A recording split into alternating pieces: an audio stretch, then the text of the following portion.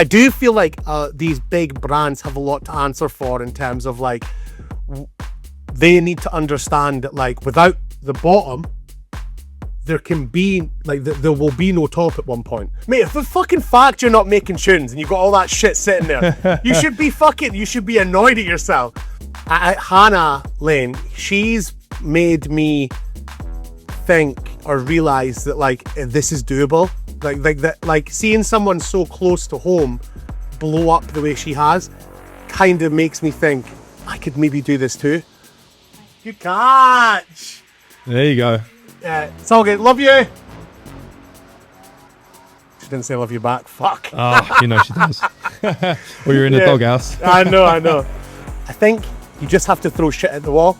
You just have to like. I think I take it out of my mind. I try and take it out of my mind when I'm making a song that this is the one, and I just try and run with an idea. So that track was like a funny one because I was kind of like fucking got away with like using a fucking massive sample. And I had people message me going, how the fuck did you get that cleared? I was like, we didn't clear it. So might have to just fucking send it. I teach people production and stuff now, and I tell everyone it's not what you know, it's who you know. It's just it's unless you have one of those big massive hits like fucking Ewan or Ben or Hannah, like really a lot of this is to do with like who you know in the industry. Like I drove Peggy to the train station in Edinburgh, like from Dundee to Edinburgh the next day with our big massive Louis Vuitton fucking like trunk and like in the back of the fucking insignia. And I just think now it's like you look at her now and she's like fucking 4.5 million followers, and it's like, yeah, we had you in the fucking stinky little reading rooms, and yeah, it was good. And then whoa, holy fuck, yeah, man. My god. Yeah.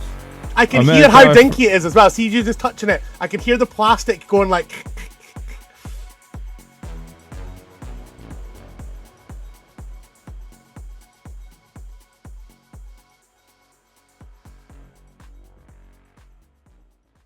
Yeah, welcome back to another podcast, and today I've got Van Damme. First of all, mate, how you doing? I'm good. We've had a little warm up. We have had a little warm up. We've got the ball rolling now. We spoke a lot about sport, which is a good favourite topic of mine. I love it. Yeah. So, first of all, where does the name Van Damme come from? Because I know your name's Jordan. So, it doesn't really correlate, does it? It doesn't really correlate. I don't really look like Jean-Claude Van Damme, so where the fuck did that come from? Yeah, exactly. I was like, it must kick and punch like that Van Damme. So yeah. So it was actually when I stayed in America. I used to have long white blonde hair, like bleached blonde hair, like really really long down to my shoulders. And the team that I played on, like the friends that I had in America, used to call me like Von Dutch, and it was so funny. Like the world view of a lot of Americans, they just know what they know. They can't really differentiate between Scotland and Holland. They just think it's a land. I just think Europe's just one big thing, and everyone it's all just the same. So they were the guys on my team used to call me like Von Dutch and Van Damme and Van this and Van that, just because I looked kind of Dutch, I think. And then my pals back home thought it was fucking hilarious, so they started calling me that, like, as a joke, and then it just stuck, and that was it. So, and then I tried a couple of times over the years to kind of move away. I've got some posters here with like, Jordan on it and like Van D and things like that, and I just kind of ended up just being Van Damme, and I just could never move away from it.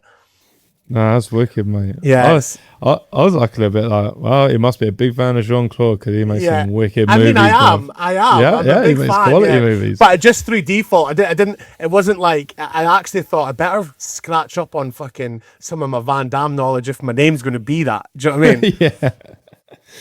Yeah, that what's it called, that classic meme video where he's doing the dance in the club in the little bar thing. Yeah, I was thinking, like, if I get some visuals made, there's a visual artist called Amy, I can't remember her second name, but she like does quite a lot of visuals. She's done stuff for Fatboy Slim and that, and I speak to her quite a lot. And one of the main things I was like, if I get visuals made, that has got to be on the visuals.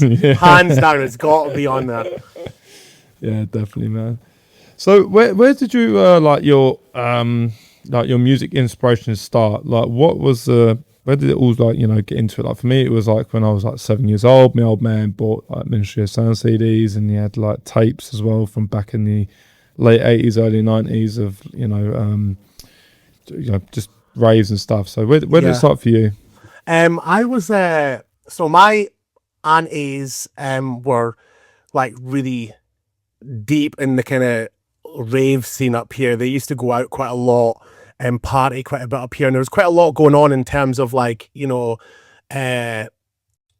like raves and fields and stuff like that in that kind of glory era. So it was quite a lot of that influence from them. Like I would be getting babysat at like afters, like, and my mum would be going to work and she'd be like, right, and they'd be still like maybe up from the night before, so I'd get dropped off. Like fucking, I mean, I make it sound like a train spotting scene, but it was fine. But yeah, it's and so they would like, and then a lot of like, obviously if I was getting looked after by them, because my mum worked a lot when I was younger, I would be in the car with them listening to the music that I like, loads of different types of dance music, and so that's where quite a lot of my early influence came from. And then when I kind of started DJing, it wasn't like what it is now. It was like, especially where I'm from, there wasn't a lot of people doing that, especially my age. So I was kind of, I got one of my auntie's friends, KB, he was like a really big DJ, like in the local area back then. And he gave me this book called How to DJ Properly. Have you ever heard of it? Yeah, I think. Yeah, it's like a white and it just says how to DJ properly on it. He was like, if you read that cover to cover, I'll like let you like have a shot of my techniques. So I was like, okay. So I just kind of read that and then learnt from there. And I kind of got thrust into it a little bit because I took a gig at a local club near me called the Reading Rooms, which was like a really iconic club. They're closed now. I've heard that. Yeah. Yeah, and so I took a gig. It was a bit of a flash bash. It was like kind of during the time when new rave. It was kind of indie disco stuff was going on. So it was like people were putting on these kind of almost. It was like when Skins was starting out and all that sort of stuff. So I got booked for this gig that was kind of like a flash bash thing, and I hadn't DJ'd out. I just learnt to DJ on. I'd played some records before and kind of was learning a little bit on vinyl, but I didn't have enough records to play. So I burnt a bunch of CDs and was just trying to teach myself how to use CDJ-1000s. And wow. and then a DJM 600, I think it was. And I just went in, the first DJ set that I did, what like properly full end to end was on the CDJs, was in the club that night. For I think it was called Neon Nights. The night was called. And they had some really seriously good guests over the years before they kind of closed shop. But yeah, I did that. I did that as my first gig, and then and then after that, I had a set of 800s for a little while, in the house with like a shitty little mixer. Like a Newmark one that had like the flicky, you could flick the switches. Yeah, flick the switches for it to the EQ was like flicky switch things. And then after that, and then I got tracked. I moved to controller for a little while because I was using that was kind of before controllers kind of got as good as they are now, I suppose. But I used this shitty little controller for a while. I used and then I moved to Tractor Scratch. And then that's when I kind of really started to get proper into it. I was using Tractor Scratch and I was playing bars and stuff like that. And that's kind of how I started out. That's crazy, man. Yeah. Talking of old CDJs, let me show you something. Yeah. Now, these are my first CDJs when I got into my head, like some Stanton vinyl turntables, but here's the CDJ-1000. Whoa! Holy fuck! Man. My God! Yeah. I can hear how dinky it is as well. See, you just touching it. I can hear the plastic going like. It's like one of those ASMR things, isn't it? Yeah, mate. That's mental. It's mental. It's still in such good condition. Yeah, I met this Welsh fella over here, he was I messaged him. He's like, I'm selling these. I'm like, okay, are they like not? Are they like an American plug or are they like a UK plug? And he was like, oh, the American plug. I was like, okay, cool. I don't have to go buy adapters and all that. Yeah. And he was like, yeah, man. He's like, the Q button's broke on one of them, but he said, I said, these are. He says, are you getting into DJing? I said, no, man, I'm literally buying these because it's a nostalgic feeling for me. Yeah. I had these when I was like 15, 16. It's mental, man. Like, It's I've got mental. another, I'll show you. The functions on them as well. Like I can imagine what have they got on there? Is there a loop function? Is there a what can they do? So they don't have a BPM counter. No, obviously not. Obviously not. But they have these effects called jet wear and.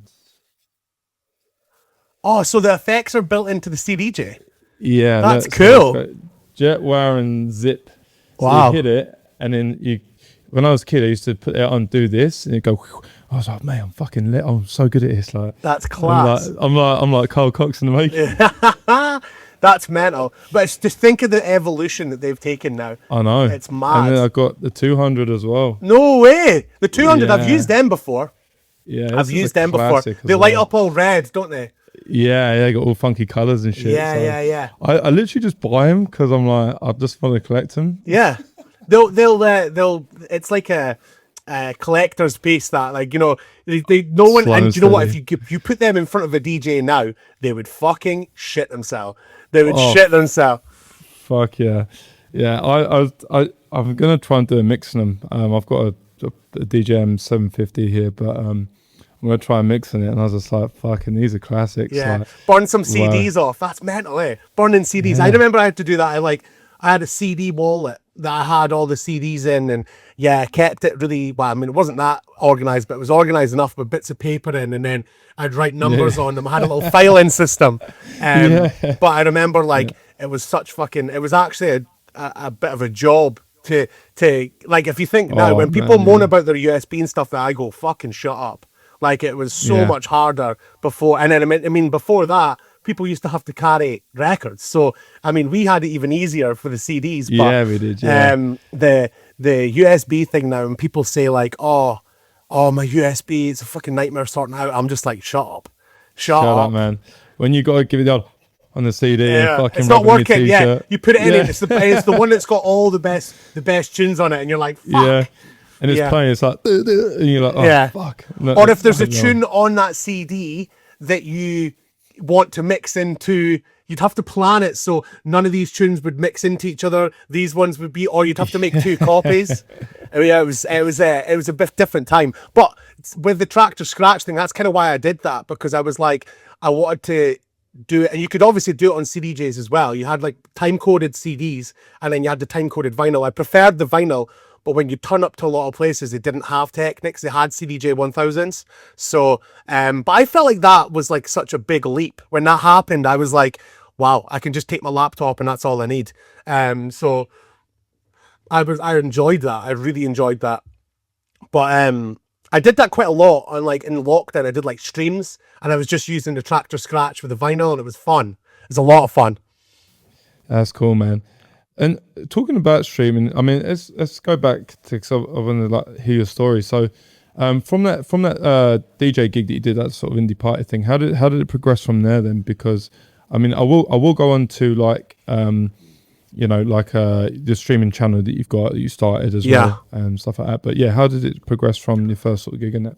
Yeah, so I did that gig at the reading rooms, and I started playing for another night called Control Alt Defeat, which was a guy called he's called Avenue now. He's signed to Maceo Plex's label, actually. He's from Dundee. But yeah, he started this night called Control Alt Defeat, and another duo called Clouds. Have you heard of them? They're like, yeah, they're from Perth, so they played that night as well. So I played for that night for like a few months. Did a few of those, and then and then Clouds were playing, and there was Ado, well, it used to be called Ado, but his name's Avenue now, and he's signed to Maceo's label. So it was just, it was kind of like I just had them to kind of help me out. Clouds were kind of my age, but Ado's a little bit older, so I played a couple of nights for him. I was doing bits and bobs, and then I actually moved to Aberdeen, and I was getting quite a few gigs up there in a place called Snafu, which is again not around anymore, but it was a cool club as well. I was doing warm-ups for who did I do warm-ups for? Did Fake Blood. Yeah, that was just reaching out. That was just me hitting up promoters. The guy that I ended up becoming pretty good, pretty close to, a guy called Scott Forrest. He gave me my first opportunity to play and warm up like a couple of gigs, and then he's still a promoter now. He's still doing stuff now. Do you know what? I've heard that name, George. Yeah, I've heard that one. Yeah, he had a night called Let It Bleed, which was like, obviously it sounds a bit like of the time. It was obviously because like there was a lot of like kind of edgier, rougher influences. House is quite clean now, but back then it was kind of almost like DIY. But so I played a couple of nights warming up for kind of quite big DJs, and then just putting myself out there, messaging, emailing. It was on messages on MySpace or Bebo. Oh God, I know. And I did all that, and then I was getting people's email addresses. I was hitting them up. Can I get a gig here? Can I get a gig there? So I was doing a bit of that, and then I moved. Ruben became like a thing. He started. Ruben was like, he was going to be born. So I kind of moved back to Arbroath and started kind of playing bar gigs in Dundee, and then I was like kind of I was just a little bit down about not having, that ability to just nip up to Aberdeen when I want to play a gig or whatever. And I had my hands full, obviously, with him.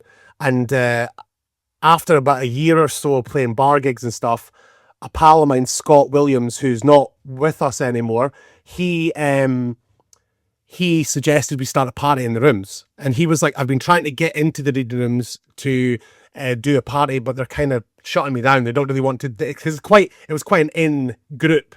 And I was kind of playing bits and bobs there now and again. So I reached out to Jim, who was the guy who owned the club and ran the club. And I said, look, can I start a party?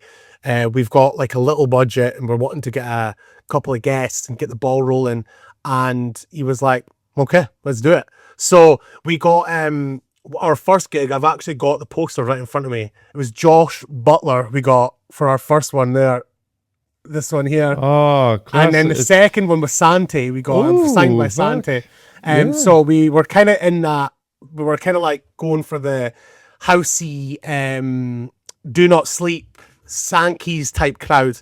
So we started booking artists, and after the Santi one, sadly Scott passed away, Scott Williams, and that's when I started co-promoting with Scott Forrest. So and then the ball, I think what happened was I played a warm-up for Jack Master, who is not with us anymore either. I played a warm-up for him, I think it was in Aberdeen, and he was like, I'm planning to do a tour, like a Scottish tour, because his star is rising rapidly. And he was like, I'm going to do a Scottish tour, and I want you to do the Dundee leg of it. And then Scott, obviously, who'd put that party on in Aberdeen, was like, well, I'll pay for it, I'll fund that, and then we'll get the ball rolling. And Scott's such a well-known promoter in Scotland that he, every artist that was coming through Scotland, he had his finger in that pie. So he was the one that kind of, he was the one that got that ball rolling for my party. It was called All Good, the name of the party. And we had Scream, Tiga, Overmono, Jack Master, Gerd Jansen, Mike Servito, Midland, Peggy Gou. Yeah, we had all the names. Peggy Gou was a mad one because like look how massive she is. We had Ketama. We had who else did we have? We had every name that you could think of that was. We had MK. Wow. Green Velvet. Oh wow. Yeah. What? Julio Bashmore. Yeah. Oh really? That's when I first met. That's where I first met my girlfriend actually. Yeah. So crazy. So we had a lot of artists coming through Dundee. It was the spot. It was really good. I was so lucky getting that opportunity through Scott. And I got to meet a lot of artists that I kind of still speak to now. So it was really good. That sounds similar to my story, because I grew up in Kent as well, down the south there, and Nick Van Truly was from my neck of the woods, and we had a promoter there called Rob, and he was good friends with Nick. He's good friends with his brother Mark Van Truly as well, and Mark would Nick started off like in a club called Sauce Bar. Yeah, quite a small club, wasn't massive. It was like a bar club kind of thing. And, a couple of the tour room guys are from there as well. Right. So we used to get P. Griffith playing, Nick, Mark, and then we'd get Carl Cox in. So I wasn't what mental. That's mental. I know. The name jump, it was like, boom, boom, Carl. That's class. And he'd be playing in like a club with 300 people in. Yeah. And Nick started doing like these parties. I used to go when I was 18. And it used to go to these, back then it was older guys like in flowery shirts and flare boot cut jeans, it wasn't the young people person thing like it is now.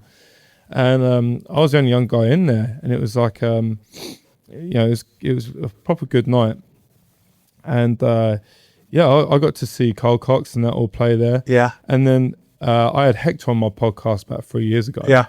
And I said, I don't know if you remember me, but I met you when you came to the UK.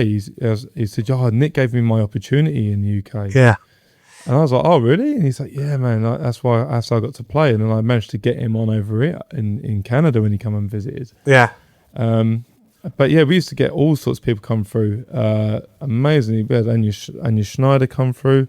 And I was DJing on a lot of the nights when Michael Bibby was starting out. I've got some flyers that Michael Bibby you had never even seen before. It looked like it had been done on Paint, Microsoft Paint. That's mental. Yeah, I'd have to send you some. I've got some when I was playing the same night as he was. I was playing a club called Lightbox in London, and he was in the room next to me, and I was playing. And mad. I was and a lot of my friends were the first signings on his label, Solid Grooves. They got like they're on 00 third release. That's mad. That's mad. Do you know what as well? See, if you probably played them now, they would probably stand up pretty well as well, because a lot of that sound is really, really like, I feel like the newer tunes, the ones that really hit, are the ones that sound quite similar to that early, like Solid Grooves and what's Jamie Jones's label called? Hot Creations. Yeah, the early ones of those they stand up so well now. So well. That sounds coming back. Like when you showed me Josh Butler, right? I had someone come to me and say, "Oh man, I love this new DJ coming up called Josh Butler." I was insulted. I was like, "Hang about a minute, I've got tracks from 2008 from Josh." Yeah. I know, he's been in the fucking game a long time. He still looks young though. He still looks very young. He's drinking from the fountain of youth, but he was like our first booking, and then it was honestly mad. Like, the experience, like looking back, like I drove Peggy to the train station in Edinburgh, like from Dundee to Edinburgh the next day with our big massive Louis Vuitton fucking like trunk, and like in the back of the fucking insignia. And I just think now it's like, you look at her now and she's like fucking 4.5 million followers, and it's like, yeah, we had you in the fucking stinky little reading rooms, and it was good. And then like some of the artists that we had, I mean, Ben Hemsley, like I play a lot of gigs for him. He gives me a lot of opportunities. I played his Amnesia residency last year, and I played in London with him not long ago. I played Sub Club with him a couple of times, and he's like really looked after me. And he was a guy that we got quite early on, and we got him like before one of his big tunes. I can't remember which one it was, but it was just before, like right before he kind of took off. And he's been such a class act, just a fucking, like he's looked out for me. He hasn't forgot where he's come from, big time. Yeah, it's big, isn't it? That's cool, yeah. And same with Ewan McVicar. We got Ewan McVicar. This is fucking mad. So just as the lockdown, I started doing my stream during the lockdown, like it was like with the green screen and all that stuff. It was pretty much just an excuse every Friday to fucking have a bevy and play music. And I started doing that on Twitch during the lockdown. And Ewan would watch it But like, I didn't know him and he didn't know me, and he'd had a couple of tunes out, but I think he was under his that kind of acid alias he was doing with another guy, and they were he was watching the stream with his mates. Just they were it was pretty much the encouragement was everybody would watch it. I would speak sometimes and I would just get blurred, and I would just play people's requests and just chat shit, right, with a green screen behind me with like old rave visuals and stuff like that. So and this room here was like this back wall here, these decks were like forward, and then that whole back wall was the green screen. So I was like in front of the decks and then the green screen was behind me, so it made it look like it was this massive studio, but it was actually, I had the police up one time. Somebody had grassed me up saying that I was having a party in my house. I was on my own. I was completely, for the first like 2 months of the lockdown, I was completely on my own. And so I was playing tunes, and I must have had my window open. So somebody said that I was having a party, or maybe somebody seen it on the stream, and when he's having a party in his house, and they came up, and I was like, no, it's just me. And they're like, well, we can hear the music. And I was like, yeah, I'm doing a live stream. So I showed them on my phone, and they were like, it's halfway through the stream, I'm like, oh shit, that's the door. And I was thinking, who can it be? It's like, oh, it must be the fucking police. So I went downstairs, and they were like, well, like, we need to see there's no one here. And I was like, do you know what? I normally wouldn't let police in the house for no reason, but I went, come and see it. So one of the guys came up and seen it, and he was like, oh, right, okay, there's no one here. So I was like, yeah, that's it. For a party? Yeah, I was like, yeah, you want to stay? I'm fucking lonely. And so they were just like, well, we'll not bother you again. So I kind of got left to my own devices after that, and the music was not a problem. So yeah, it was. So Ewan, he was watching those streams and with his pals, and we're all drinking and whatever in separate houses. And so I started speaking to Ewan, and he was sending me music. And during that time, he sent me to tell me something good. He was like, "Oh, I've made this tune. It's a banger. I think Patrick Toppin's going to sign it." And I was like, "Fucking right." So I was like, "Can I play it on the stream?" And he was like, "Yeah." And this is like early before Tell Me Something Good obviously came out and blew up. Yeah. And I got to play it on the stream. And then I was like, look, when the lockdown finishes, I run a party called All Good. I want to get you up. And so we kind of locked that in place, and we got him for a really, really little bit of money. Like it was like not that much, not what he's asking for now, obviously, but we got him along, still decent enough, because he was obviously not doing gigs at that point. And literally the week after we locked the booking in, a week or two after we locked the booking in, Tell Me Something Good came out, and the tickets just sold out. And It was mad, and it just blew up. And we had him on with Jaguar from Radio 1, because we were like, we might not be able to sell all the tickets just Jag or just Ewan, so we'll put them together and we'll try and like get like all the tickets gone. But as soon as Tell Me Something Good came out, it just went fucking blew off. And and he's looked after me as well. He's played quite a lot of my tunes, and he's I still speak to him and that, and he's like, he's another guy that just like, he wants to help. Like, See, I love people like that, because some people, when they get up there, it gets to their head, doesn't it? And they're like, they get very like, well, I'm here now, and they pull the ladder up.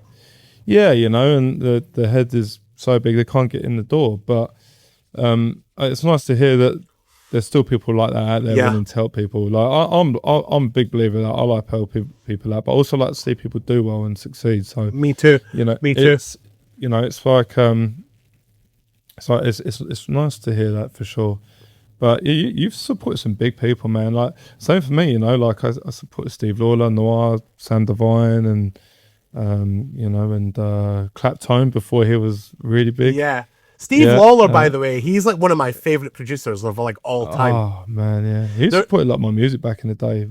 He's a fucking really seriously good producer. Me and my pal Aaron, we love his tunes. Like we used to put them on all the time, and people were like, "What the fuck's this?" And we're like, "Fucking Steve Lawler, like, fucking unreal." But really good, man, really good. That era that you're talking about is like one of my favorite eras. When for me too, Around came out, like Noir and Around came out. What goes around, the Solomon goes remix, along, goes down to get you. That era of music was so good. Sankeys and Ibiza, like that kind of, it just reminds me of all that time. But yeah, it's class. You say that sounds coming back now. I Big think, time. like you say, Josh Parker's making a lot of music like that now, and so Luke Dean and all them lot are kind of making tunes like that now. Yeah, it's not, nothing's ever new. It's just Nah. a recycle of Yeah, like of something course old. it is, man. Yeah, Yeah. exactly. So, so where did it go on from there? Like, how did you get into producing, like, sort of world, and how did that start for you? What was your first tune like? So it was, my first tune was shit. I was, do you know what? It was lockdown. I was studying graphic design. I was really lucky, the timing of that. That kind of kept the money rolling in with my bursary and all that sort of stuff. And I was working for my mum in her cafe. She's got a wee cafe in Arbroath. So I was doing deliveries for her and helping her out, doing like she was doing like platters and stuff like that, like fish platters at home, like with all the lobster and all that shit.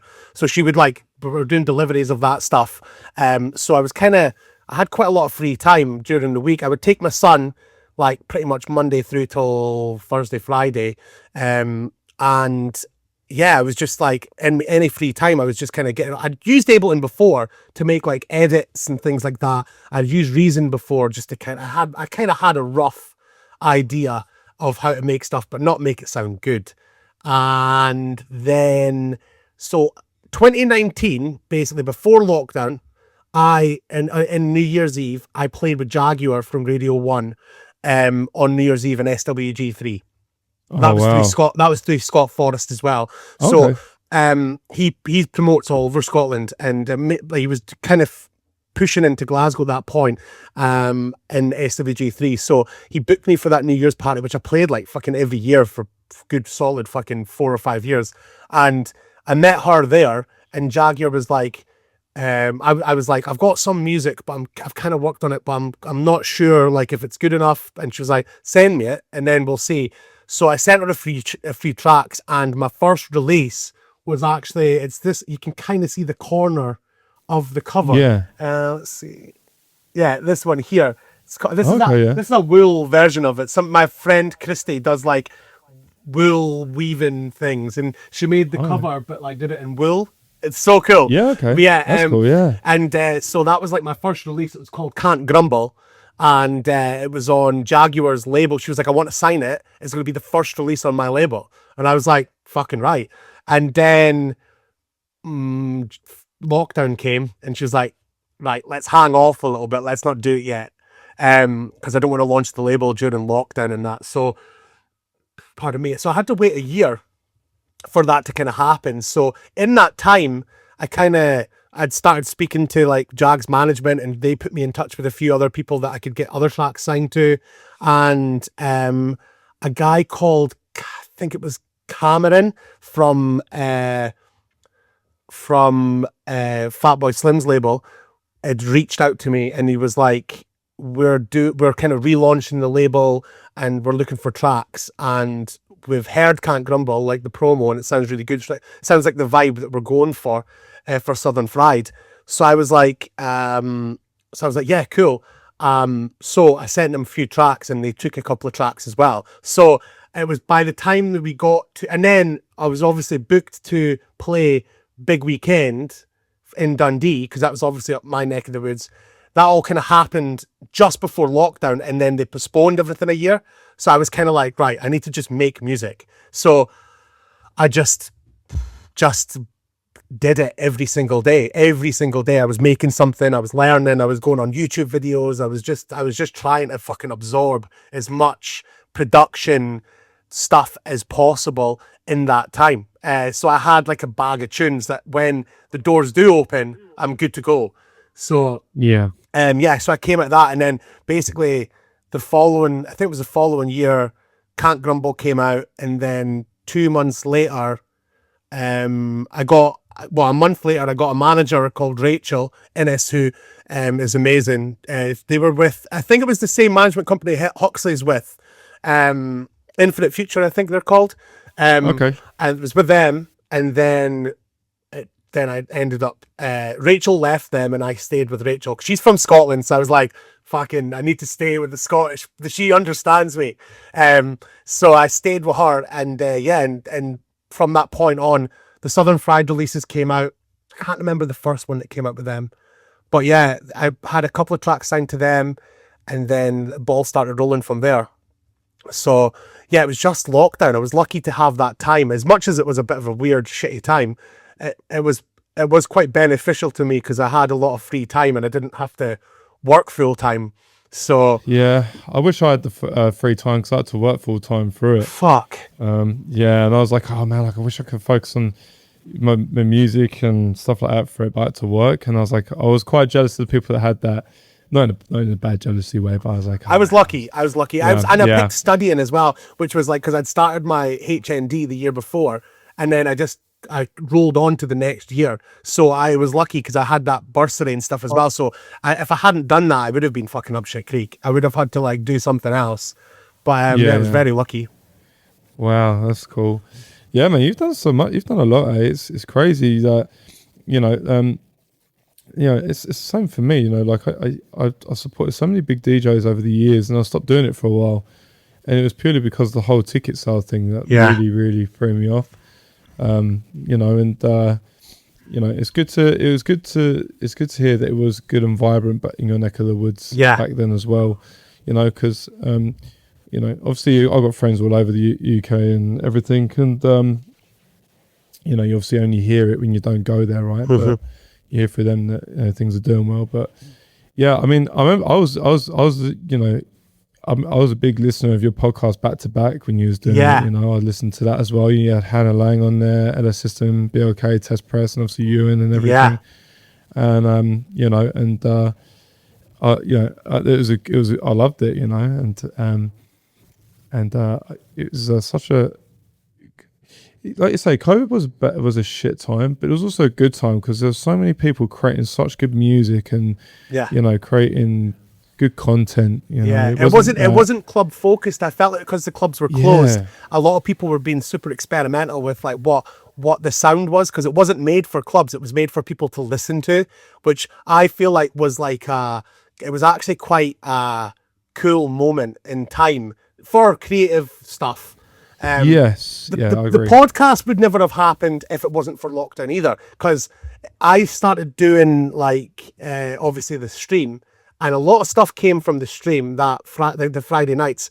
I did like I got but the guys from Back to Back, Nick and Paddy, reached out to me because I'd known Nick for years. He's like kind of promoter and stuff, and he started Back to Back during the lockdown time, and he reached out to me and said, look, I fucking love the streams. And obviously I would chat shit on the streams with the mic.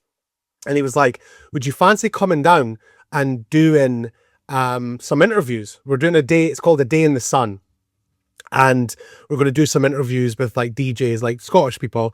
And I was like, fucking right, let's do it. And then I came down. I'd never done anything like that before, like in a proper interview. And I fucking loved it. I loved it. I was like, this is actually more fun than DJing. So that's kind of how that started as well. And then I got linked up with them and did a couple more with them. And Nick moved down to London. And so they were kind of still running with the Back to Back podcast, and they kind of needed a host. And I was like, I'll do it. So yeah, it worked out really well. And then, it was just a class time for me to figure out like what I was good at and what I wasn't. Yeah, that's cool.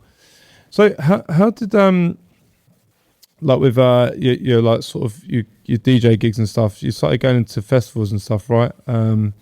You added to like the Fly Festival, Otherlands Outdoors, Sneaky Pates, and all this sort of stuff. How was that through the promotion people that you knew as well, or is that part of the journey, or of just reaching out, or? It was. Do you know what? I teach people production and stuff now, and I tell everyone, it's not what you know, it's who you know. It's just that's a big one, isn't it? Yeah. Unless you have one of those big, massive hits like fucking Ewan or Ben or Hannah, like really, a lot of this is to do with like who you know in industry. And I was really lucky to have like cross paths with loads of promoters in Scotland, and I kind of knew I'm older as well, so I've been about for a little while.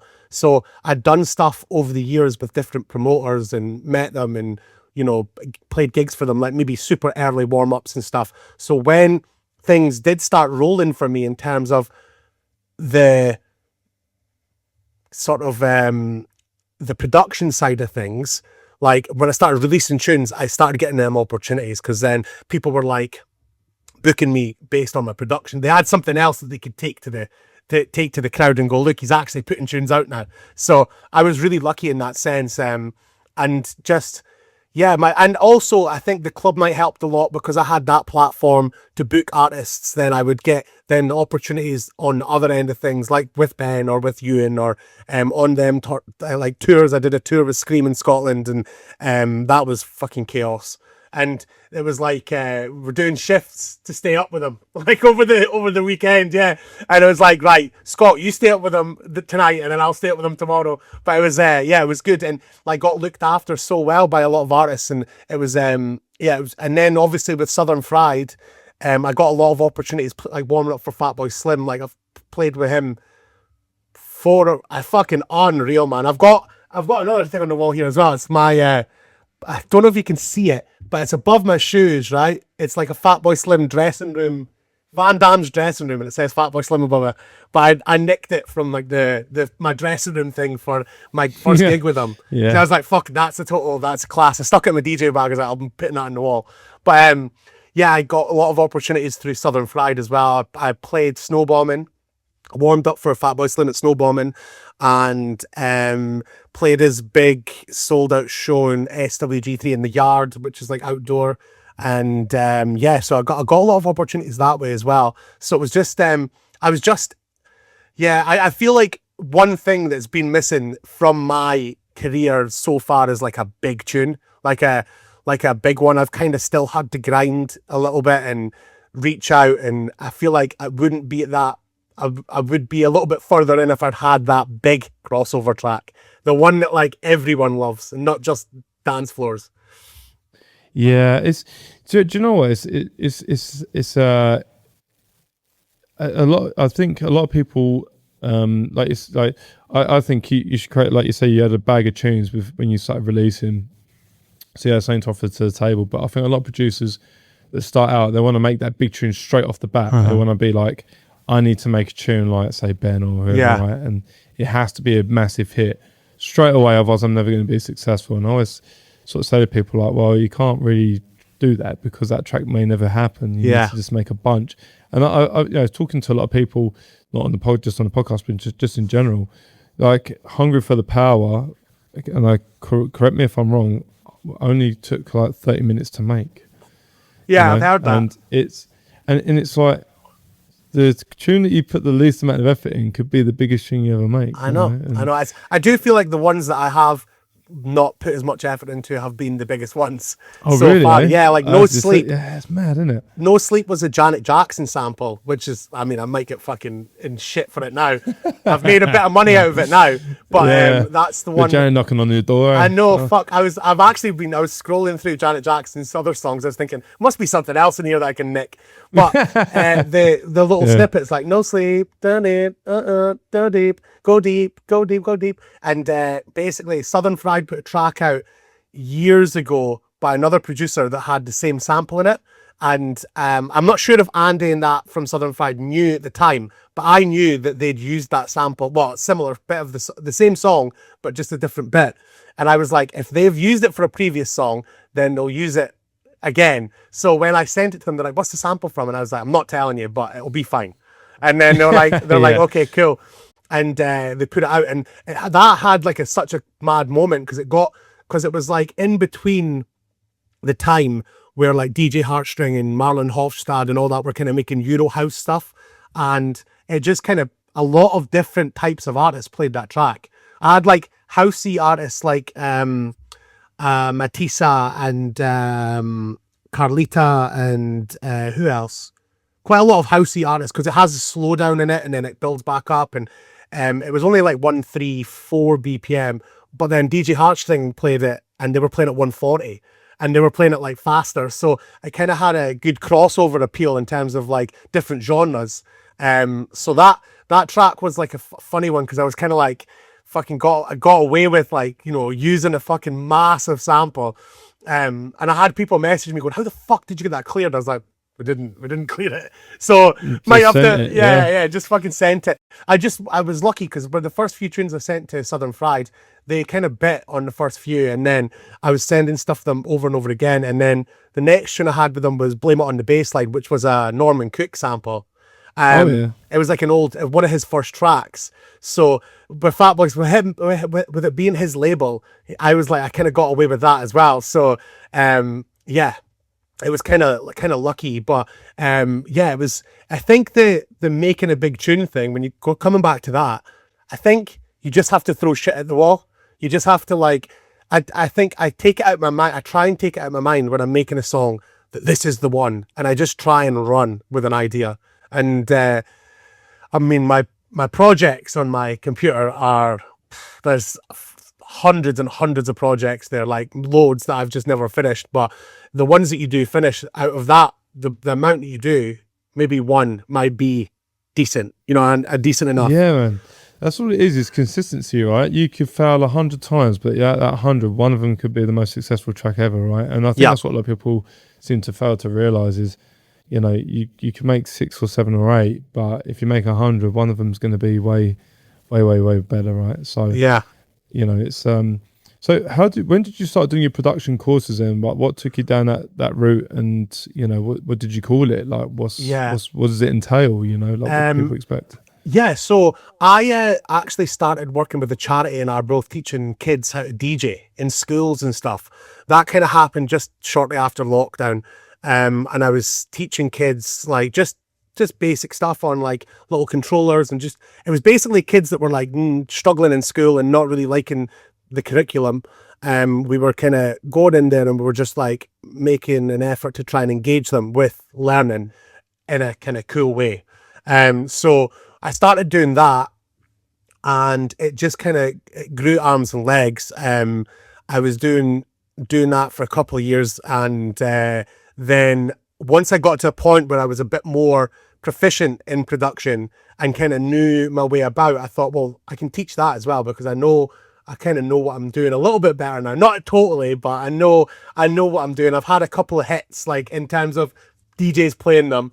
Not massive hits, but they've been signed, they've been played on Radio 1, so I've got a little bit of experience. So I thought I'm just going to start teaching production, and I started doing it remote, like just like this, using Zoom and stuff.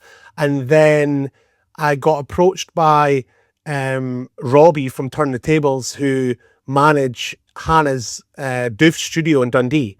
And he approached me and he was like, do you want to do like in-person lessons with like some students? And I was like, yeah, fucking right. So so I started doing that in January, just past there at Doof Studios. I've got keys to the studios here. Attaboy. I know, I've fucking secured the key. So I've been, but it's been good. It's official now. Yeah, it's official. I'm like, they can't take them back off me. I'll make a couple copies. Got like 20 copies of it. Yeah, they're going to have to change the locks. But yeah, it's been good, and working with the studio has been really good. And obviously it being Hannah's studio in Dundee, so obviously a good alignment in terms of like working with her, and what they've done with that studio is incredible. It's like really good studio, really cool rack mounts in there for producers that have been in the game for a while, and also brand new people like learning how to use Ableton. Or we've got a guy using FL Studio as well, which I'm not proficient in, but I know what I want it to sound like, and I just tell him, right, saturate that. How do I saturate that? By using whatever FL's got. So I'm kind of working with a few students just now, and it's fun. I normally do Doof Studios today, but my two students I've had to move them to Wednesday because one of them's not well. So I'm but I've really enjoyed that. That's been one of the best link ups, I think, in terms of like keeping me busy, keeping the creative juices flowing as well. Like when you are doing that as like part of a job, it kind of keeps the production thing going, because you get inspired listening to other people making music. Do you know what I mean? Yeah, it's like back when we were younger, right? DJing, you sort of bounce off each other, doing back to back like for 8 hours, and you're inspiring each other. You're like, oh, I want to beat, I've got an even better tune than that. And it's kind of the same sort of thing, right? Yeah. and it's very fulfilling, like helping people out. So, Yeah, I love it. I honestly love the teaching stuff. yeah. It's like one of my favorite things that I kind of got into like over the years. I think that it's really it's proper, fulfilling. Like it's just like, and then I've got a couple of students that I'm working with just now that are like making tunes. I've got a guy called Cokes who's from Essex. He's Essex area. I don't know. I'm not. Maybe he'll probably fucking slap me for that and say I'm not from Essex. I'm from this bit. But he's got a mental Essex accent, and he's now producing himself. And I've got a guy called Ben Graham from Glasgow. He's now really pushing into production now. So it's really good to see people, move into the area themselves and start doing it, and it's like really cool to see it. It's proper fulfilling. Yeah, that's cool, man. And again, though, right, for me, like my confidence in production is very, very bad at the moment, like because I haven't done it for a while, and I took a bit of a break, kids and everything. But my first one, sorry, but like learning it now, and I'm like, okay, cool, I can get back into it. I had successful releases, 10 years ago, but now I'm like at an age where I'm just like, fuck it, what have I got to lose now? Yeah. And it's like, like teaching as well, like teaching, producing. A lot of people are like, oh, I'm not like that good enough, or I'm not like this, but like, just start it. There's people that don't know less than, not you specifically, mate, but like other, no general terms. There's people out there that know less than you that are doing coaching, and the opportunity is always there to do that, and you're always going to meet great people doing it, and 100%. And like you say, it's not what you know, it's who you know. And I've always said to people, go send your music to DJs that are really popping right now, because they always start their own label and they're like, I'm looking for new music. Yeah. And you want to aim for those people, I always say it to people. It's definitely the way to do it. I think just ways to make connections. It's like a good way to make connections with people, and like with the the production school side of things. Like I've not named it anything yet. It's not like Josh Baker's like Syntho or anything. I've not named it yet. I've got names there that I'm kind of. I wanted to get like a few people locked in and kind of get some experience before I kind of really launched it. I just did it through my own Instagram and got a massive influx of people wanting to do it. It's been good, but it's just I think the next step now is to kind of go and do a page and do that and keep it separate, I think. I'm just at the moment it's a lot to juggle, because like I do the Doof Studio stuff, I do the podcast that I'm trying to get back into doing again, because I did it up until the end of last year and I was just like, I've got no time. It takes so much time, man, even for me, like the emails, the editing, the people dropping out, or waiting on me being late, you know what I mean? Like I was late, so you're like, I'm fucking kept sitting about. So I totally, it's hard. No, I'm not directing this. No, I know. No, I'm saying, I'm sorry. Yeah. I have that all the time as well. When you get people turning up late, and you get people fucking not turning up at all. And to be fair though, it's been with the remote stuff, I've found that to be the easiest, and I think that the podcast I could probably do remote now with Riverside and all this sort of software now. It's like it's much easier to do all this sort of stuff remote.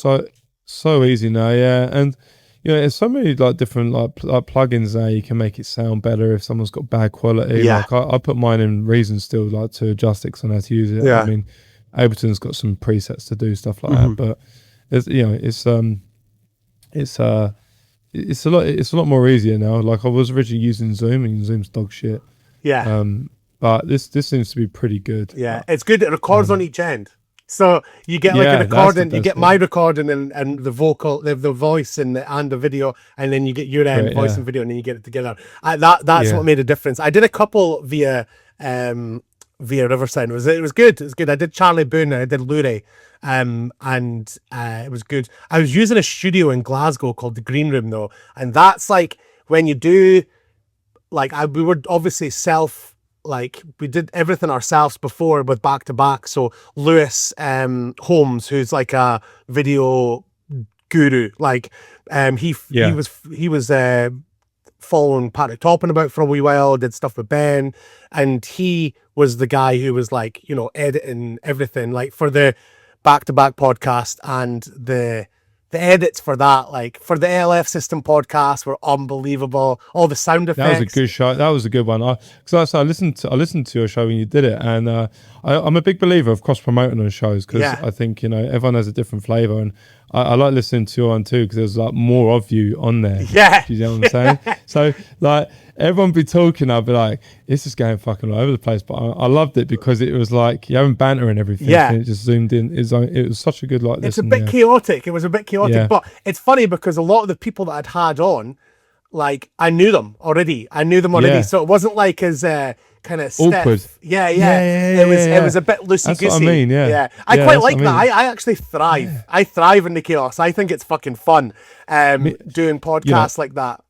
Yeah, because for me too, like when I first started, I was like a little bit introverted. Like I lost a lot of confidence during COVID time. Just, you know, from having a kid, buying a house, losing my job, and it all just come crashing down on me, and I lost my confidence. And I think to myself, what can I do that would be totally against my confidence right now? And as I start a podcast, man, and like you say, you thrive in the chaos, right? Yeah, you do. And I just started it, and I was like, well, I ain't got time to produce music and sit in front of a studio, but I have got time to talk to people and like listen to. And I love just talking just gibberish about music. This will inspire you too. Yeah, exactly. Yeah. So I was like, fuck it. Sorry, let's do 2 it. seconds. Go on, mate. Yeah, sorry. Good catch. There you go. Yeah, it's all good. Love you. She didn't say love you back. Fuck. Oh, you know she does. Well, you're in the doghouse. I know. But yeah, no, it's this will inspire you too. This will inspire you. Yeah. I find that like doing the podcast and stuff, I used to come back with so much like good energy from like just music-y sort of stuff in general, and it would make me feel like I want to make something, I want to do something.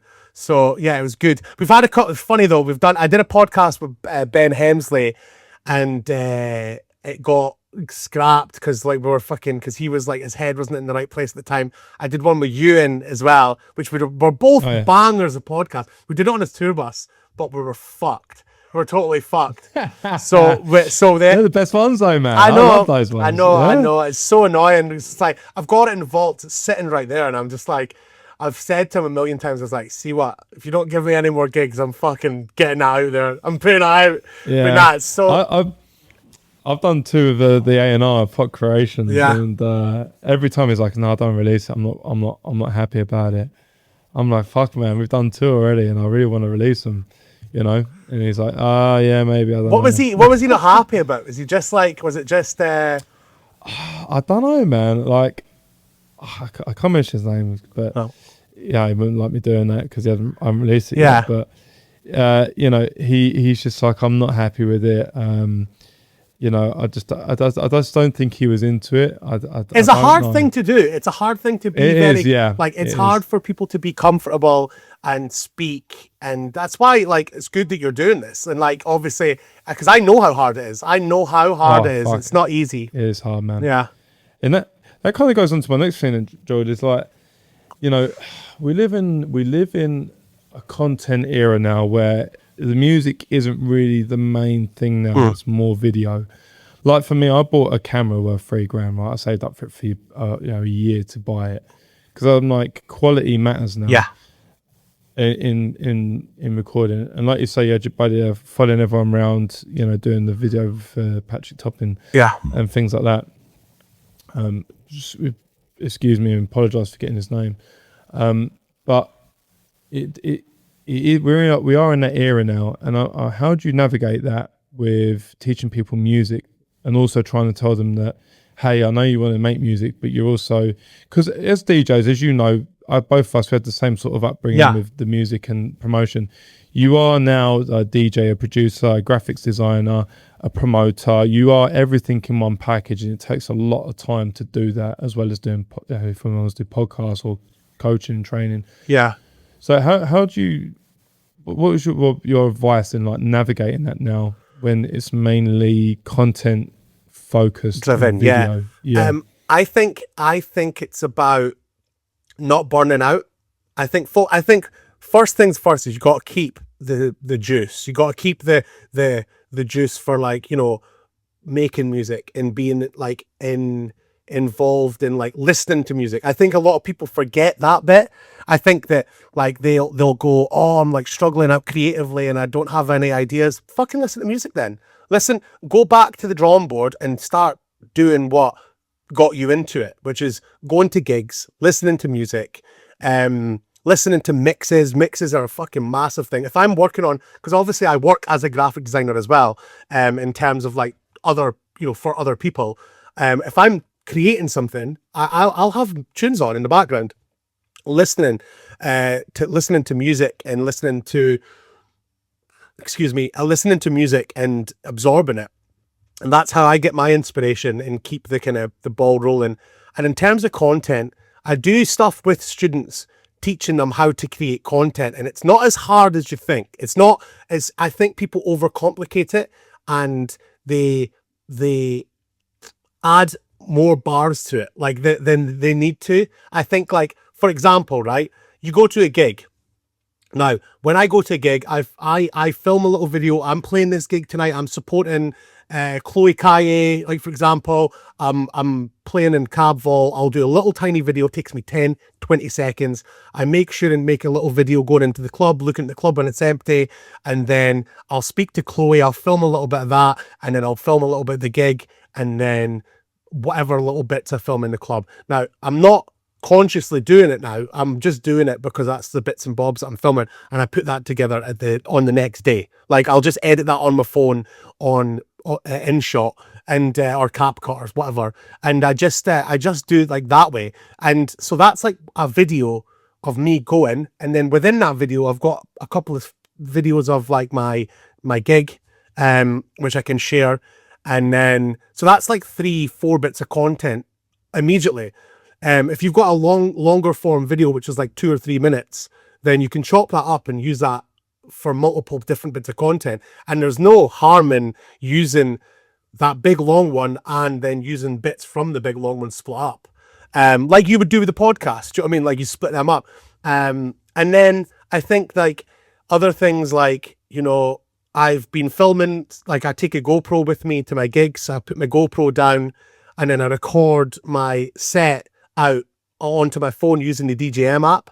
And then I'll just put the video and then the high quality audio together. And then I've got my full set filmed as well. So doing that's been good because then I've filmed the entire set. So you've then got clips of your full set there that you can use for Instagram and TikTok. So there's that. There's also, like, if you're playing bigger gigs and you're warming up for quite big people, 9 times out of 10 they're going to have a videographer there, and making the connection with that videographer and going, look, I'm just starting out, I've got a couple of big tunes coming out, I really, really appreciate the videos.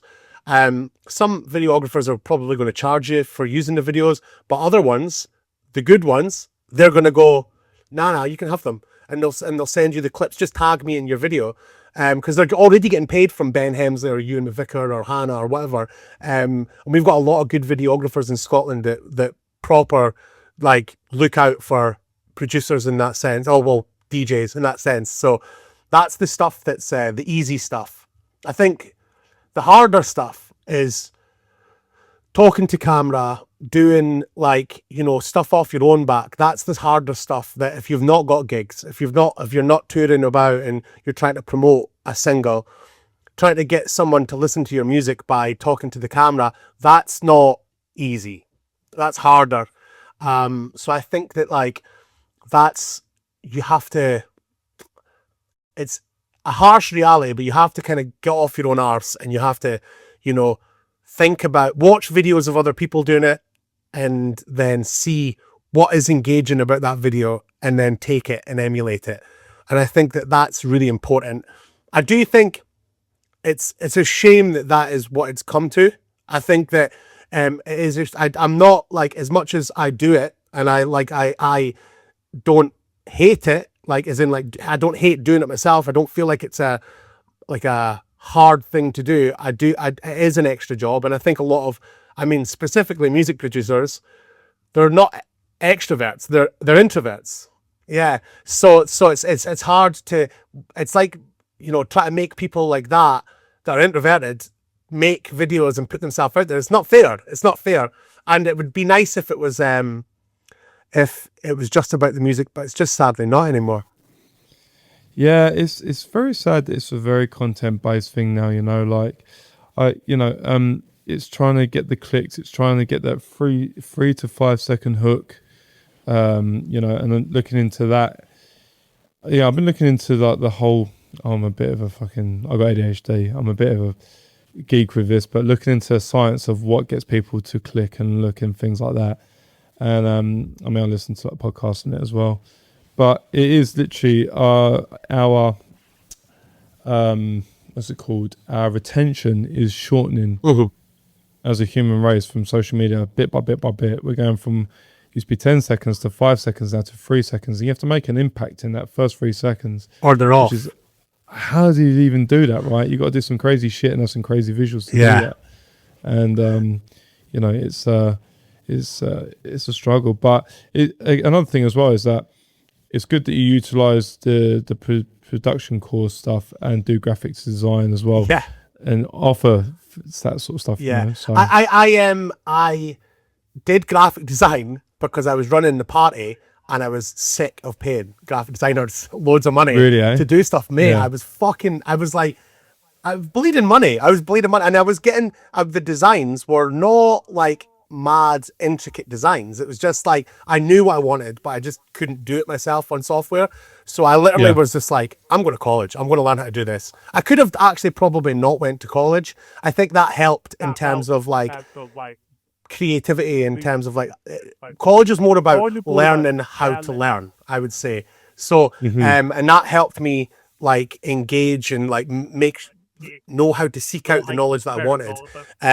But yeah, that just came from me not wanting to pay graphic designers anymore, and it's now turned into a bit more of a career. So that's good. Yeah, it's good. Good for you, man. Yeah, it's good. It's good. But cool. It was funny though, because I was like, fucking can't believe I'm going back to college at like fucking 30-year-old.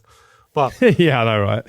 Yeah, I was the oldest one there, and I was like, fuck's sake, come on. It's like Billy Madison all over again, isn't it? Yeah, man, it was brutal. Brutal, man.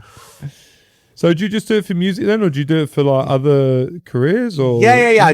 I do. So right now on this screen right here, I'm creating a menu for like a cocktail menu for a bar up north. So and then I've done stuff for care homes, like I've done stuff for other like restaurant hospitality mainly. I've done stuff for my pal's fish shop. So it comes from everywhere. But the music stuff I'm probably better at because I know what I did. A festival full brand, like branding kind of exercise for them, and full project, and did like I'm kind of been teaching myself how to do animation and stuff as well, like animating the graphics, making them move, which is like another new thing that I'm learning. But it's constantly just you're fighting against the AI now. Do you know what I mean? You're fighting against the AI slop. So I'm like fucking trying to do that, but it's good, mate. I actually love the graphic design stuff. It's again another creative thing that, like I was saying before, I've got tunes on in the background. I'm doing that. I can just click off that. I don't want to tell my clients this, but I can click off that and I can start making music at any minute because I'm sitting at home all the time. So I have the opportunity. I just have to slide the project down the line a little bit and then go, right, I'm going to start making this tune, or even write something out and then I'll go back to that later on. But yeah, it's a blessing to be able to do work like that at home on my own studio. Yeah, it's another creative thing that just, it kind of keeps the juices flowing, which is good. Yeah, and again, I think that's a great thing to share because, like, let's say your students might have like, you know, a writer's block, and they might do something they're creative at, and then they might it might help them, inspire them to finish off a track or do something, right? So yeah. You know, it's what sort of advice do you give to people with like writer's block? Because I get it all the time. Like, my ADHD brain just starts like, I'll go, mate, I can smash out this in 15 minutes, and then I'll stop. I'm like, boom, sidetracked to something else completely different. Yeah. Like, yeah, how do you overcome that? Most like creative people have got ADHD. I don't think I do. But people have told me I'm probably do, but I don't feel like I do. But like, because I feel like my girlfriend's got it, and I'm like, and she's got it bad. Like she's like, she's caught. Yeah, she's like, I've been sitting sometimes watch TikToks together, and like, I'm like, how do you not want to find out what happens at the end of that? And she's like, I don't care. And she's like, boom, boom, boom, swiping through. So I think writer's block, right? How I deal with writer's block or tell people how to deal with it is, again, listen to music. Like, actually go back to the drawing board, listen to the music, listen to mixes, seek out new artists and new music, and proper listen to music is in like from a point of view of not a producer anymore, but like a listener. I think that that's really, really, really important. And I think people forget that. I think people don't. I think it's important to also go out, go to parties, go to see DJs, go see other music. Doesn't have to be dance music. It could be like a band or something. Try and step outside of the dance music box and try and like, absorb something that's not that as well. I think that's helpful, really helpful. I think again, but then also a bit of partying can help. I think that like, going out, having a wee sesh, like, being around music, listening to a DJ, having a fucking mad night on it, that can sometimes help. I think doing other creative stuff like, design or even sometimes like, if you got a new song and you're kind of like not inspired to make a next tune, go and like make a video for it. Go and make a weird music video. All the software's there and it's free on your phone. So just do that. Go out and film something that's like going to tie in with your song.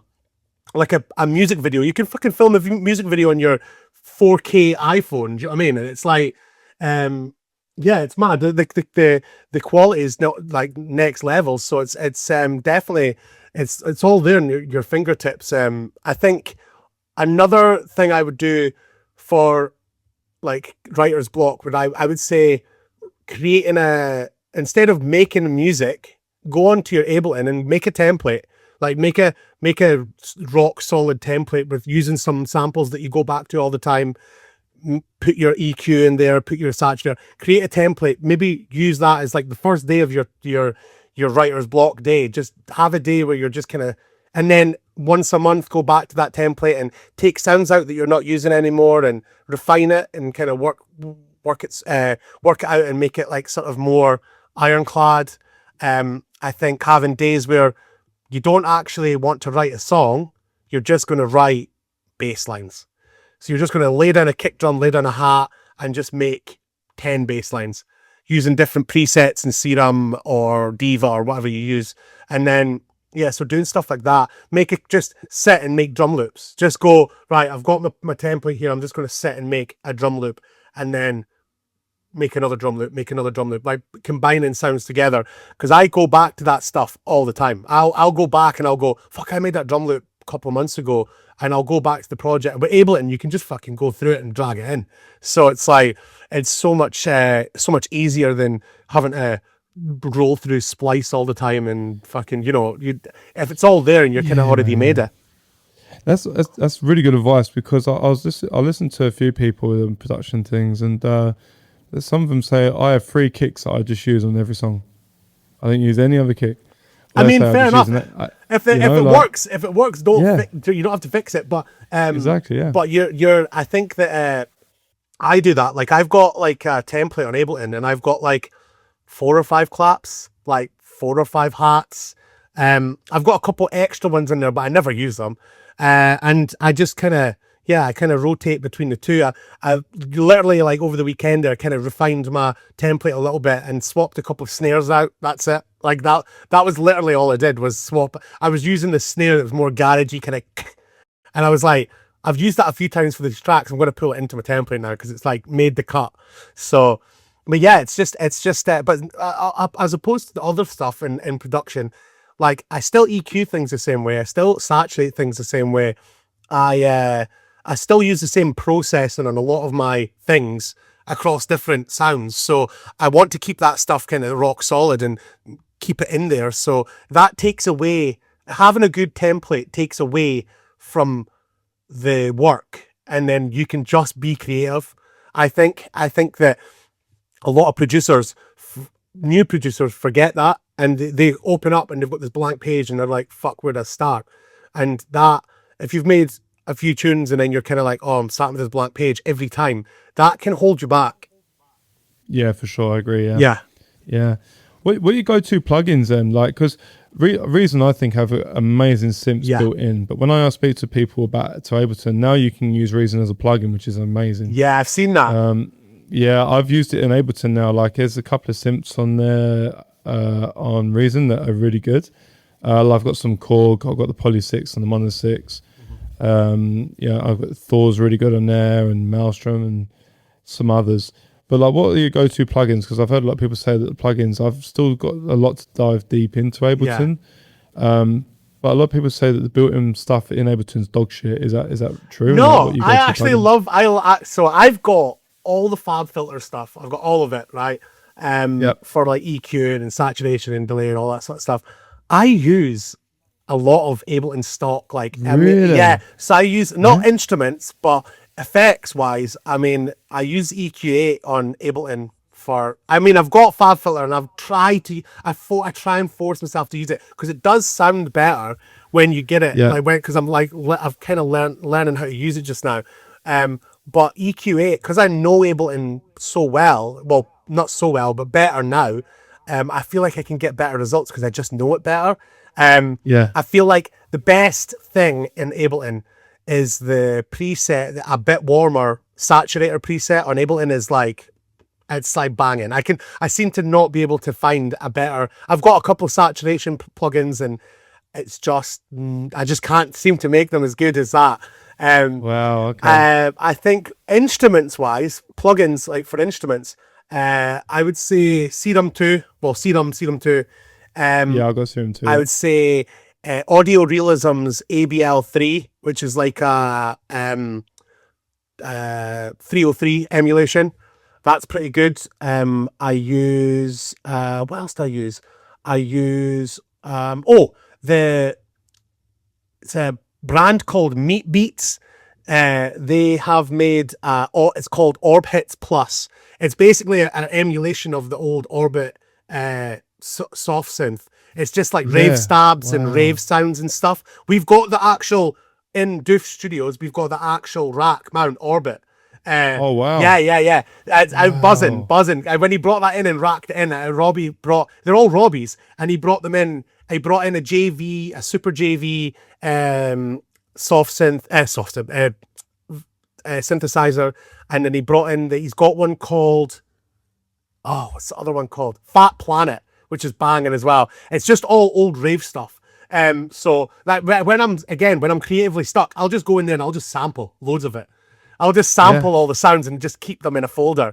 But the Orb Hits is like is an emulation of the Orbit synthesizer.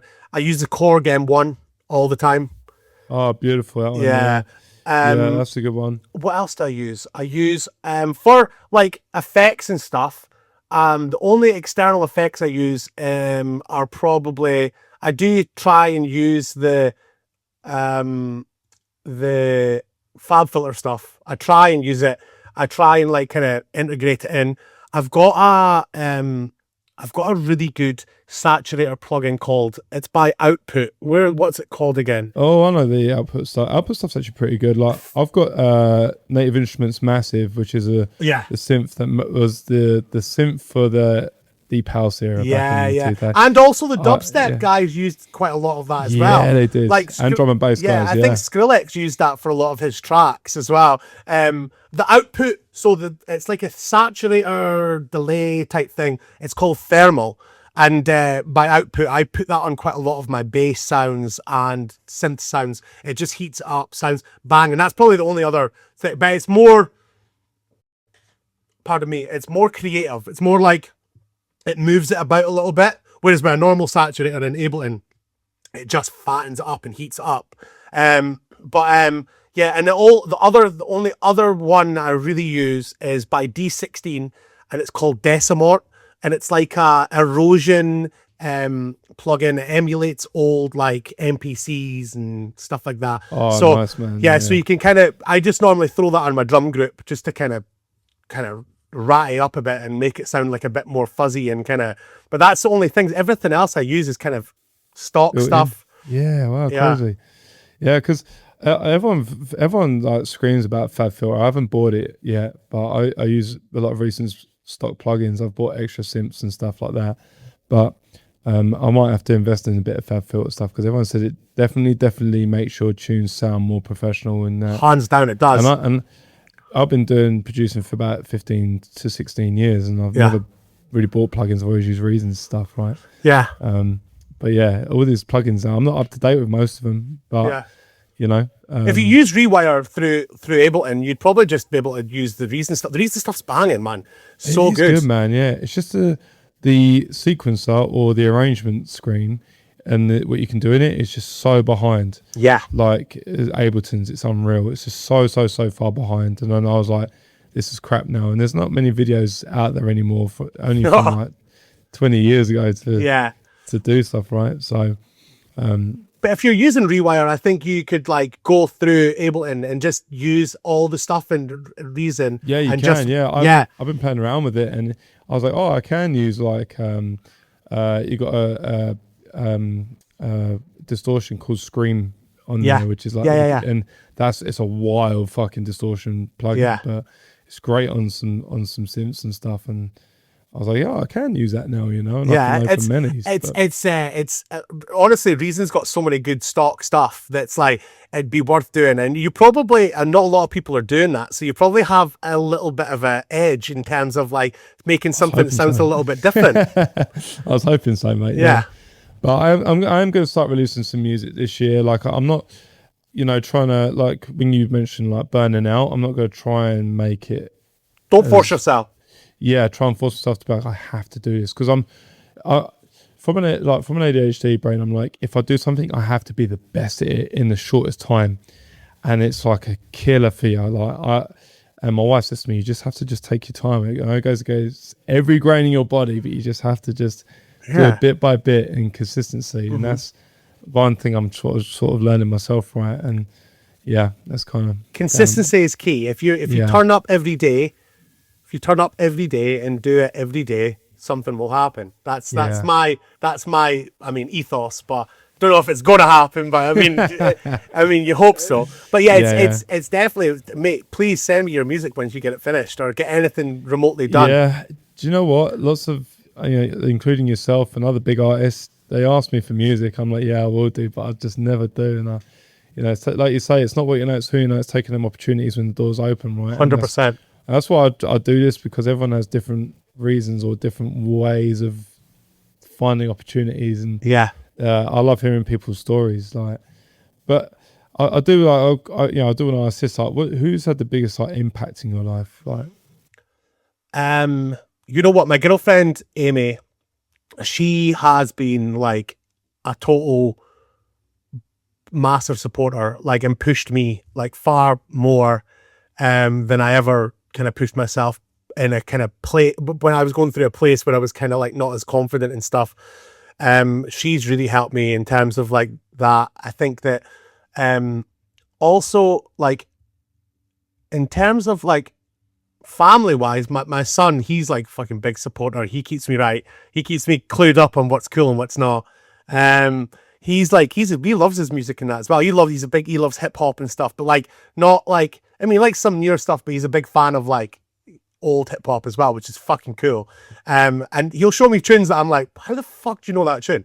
And he's like, Spotify. He's like, Song Radio. I just go on Song Radio and find other ones, which is like cool for a 13-year-old. So he's like a total inspo as well. He fucking like keeps me right. But in terms of music, I think it's really, really, Hannah Lane, she's made me think or realize that like this is doable. Like seeing someone so close to home blow up the way she has kind of makes me think I could maybe do this too. And then people like Ewan, again, came from like no one knowing them to like, I feel like I do have like a correlation between a lot of Scottish artists, and then like seeing people from Scotland blow up like that makes me think like this is doable. Like I can actually maybe do this, and it keeps you like your head in like the game of like, if I just keep doing this, then maybe something might stick and I could make like this, like the permanent career. I could maybe hang up the graphic design, the Adobe suite. I could hang it up and then it just do the fun. I probably would never do that, but I would at least do less of it. But yeah, I think that the artists like Hannah, Ewan, I think seeing people like that doing so well, it makes me go, yeah, no, I think I could maybe do this. Yeah, because it's quite demeaning, isn't it? Like for me, I'll be honest with you. Like I feel like there's not a place for me in it anymore because there's too many people in there. You know, like. But then I'm like, well, look how, you know, when Bibby started, when we were playing in just the small clubs in London, and then you look at Nick Ranchuli when he was playing in the small clubs in Kent, you know, and they've done really well. And you think, actually, you do. Like, my biggest regret is stopping it back then, you know. Yeah. There's always time to come back. I got a buddy that I had on called Roker. He's actually a massive basketball fan and plays basketball, funnily enough. Yeah. He's had people play his music, big people play his music, and he's like, Brad, I know, because I remixed a lot of his tracks back in the day, and he's like, I know, like I've stopped it as well, but I've just started again, and now I've got a manager now, and it's all kicking off. So, I don't think you can't do it. You can't do it, right? Yeah, you can't do it. I would agree with him. I would say that you need to, but to do it, you need to do it. You need to actually do it. Yeah. And it's like that. And I'll say to you, never, ever let that, like any doubts hold you back, because you've got nothing to lose now. You've got a fucking job. You've got like a wife, girlfriend, whatever. You've got kids. Like, I would say now is probably the best time. And do you know what? That's how I feel. And that's why, again, I like highlighting this, because it gives that people other message as well, you know, because people will scroll through and like scroll and go, oh, look at that person's doing really well, like Hannah, for example. But I don't realise the struggles that people have to go through to get to that position, right? And it's not just a highlight reel; there's work beneath it and underneath big time. It. So big time. Yeah. You got to be in it to win it, and you can't hold back because you might not do it. Like it's bizarre. It's bizarre to be like, oh, I might not make it, so I'll just not do it. That's just and you said you played sports before. Like, imagine you just every single game you went into and you went, well, we're not going to win this game, so I'm not fucking playing. That's mental. It's mental to think like that. Mad, But I think that, like, I do think that it's you've obviously you've had experience. You've had a taste. So I think that you should just fucking try and make some tunes again. And don't put any pressure. No, there's no pressure. It's not like you're like this fucking struggling artist that needs to make money to keep the bills paid. You've got a job, so it's like you've got a total edge on all the rest of these people that are fucking fighting for a place in the industry. Yeah, and again, I don't make this about me, but like I say, I mean, it does include me as well. Yeah, but like I say, I like to highlight these things because there is a lot of people out there that do have them doubts about themselves where they can do it, and I want these people to think, like you're not on your own. There's lots of people out there, because, like I say, some people get so like deep in their phone, they think they're just alone in the world with it all, and I'm like, you're not. There is a world out there where people are struggling as well, just as much as you trying to do what they want to do and what they love, right? So that goes into my next question. What is your desert island track, the one track that you could only take with you, that's it, the one I could listen to over and over again? And that you can only have take two? With you. I can only have one or two. Okay, can I have two? But they're the only tracks you could keep and survive if the fucking world went to shit. So I've got a song that's like more of a pop tune, right? That's like my favorite song of all time, and it's by Robin. It's called Honey. Oh yeah, Robin. Yeah, she's classic, man. She's my favorite. Like that track, Honey, is such a tune, right? It's like honestly one of my favorite tunes of all time. I know all the words to it. If it comes on in the car, I'll sing it like proper belt out in the car. So there's that tune, and I would say if it was a dance tune, I'd probably go for Blue Monday by New Order. Oh, That one right there is for me. Like 80s music for me is a big thing. 80s electronic music. Yeah. I'm a big fan. I think it like I'm a geek with synths. Like I've got a bunch of synths here, like hardware, but I've got the Behringer copy of the 303. Yeah. You know, I've got these are actually quite good. I've got this as well. This cost me an arm and a leg, but this one's the Moog. The Moog. Yeah. Yeah, you can make some great kicks with this. Yeah, I've seen some videos about it online. But it's got such a scrooshy sound. It's wicked. Mate, if the fucking fact you're not making tunes and you've got all that shit sitting there, you should be annoyed at yourself. And I got Volkers as well. These are they're fun. Battery power. Yeah, have you played these? Yeah, I've played. Yeah. I've used some of the other Korg stuff, the little small Korg stuff as well. There's one that's like a drum machine. There's like a little drum machine one. Yeah, I think I had the kick, but there is a drum machine one. Yeah, and it's cool. It's really cool. Yeah. You also can put sounds through it, and a lot of them have got effects built in, which are cool as fuck as well. That's cool. Yeah. Yeah. But it's them two tunes, like New Order, Blue Monday. Like, see if I hear that track, I'm like, yes, this is it. Like, it's such a. I don't. Do you know what pisses me off so much? So. Recently there was these two guys that like remade it, and it was like a Beatport number 1 or 2 or whatever, but they remade it, and I was just like, I can't believe that's even allowed to happen now. Yeah, I know, like, right? They didn't like remix it or make it like better or even add anything to it. They just remade the song using like newer elements, and it just sounds pretty much exactly the same, except it sounds shinier, which is almost not as good because the original one tape feel, right? The actual story behind that track is so cool as well.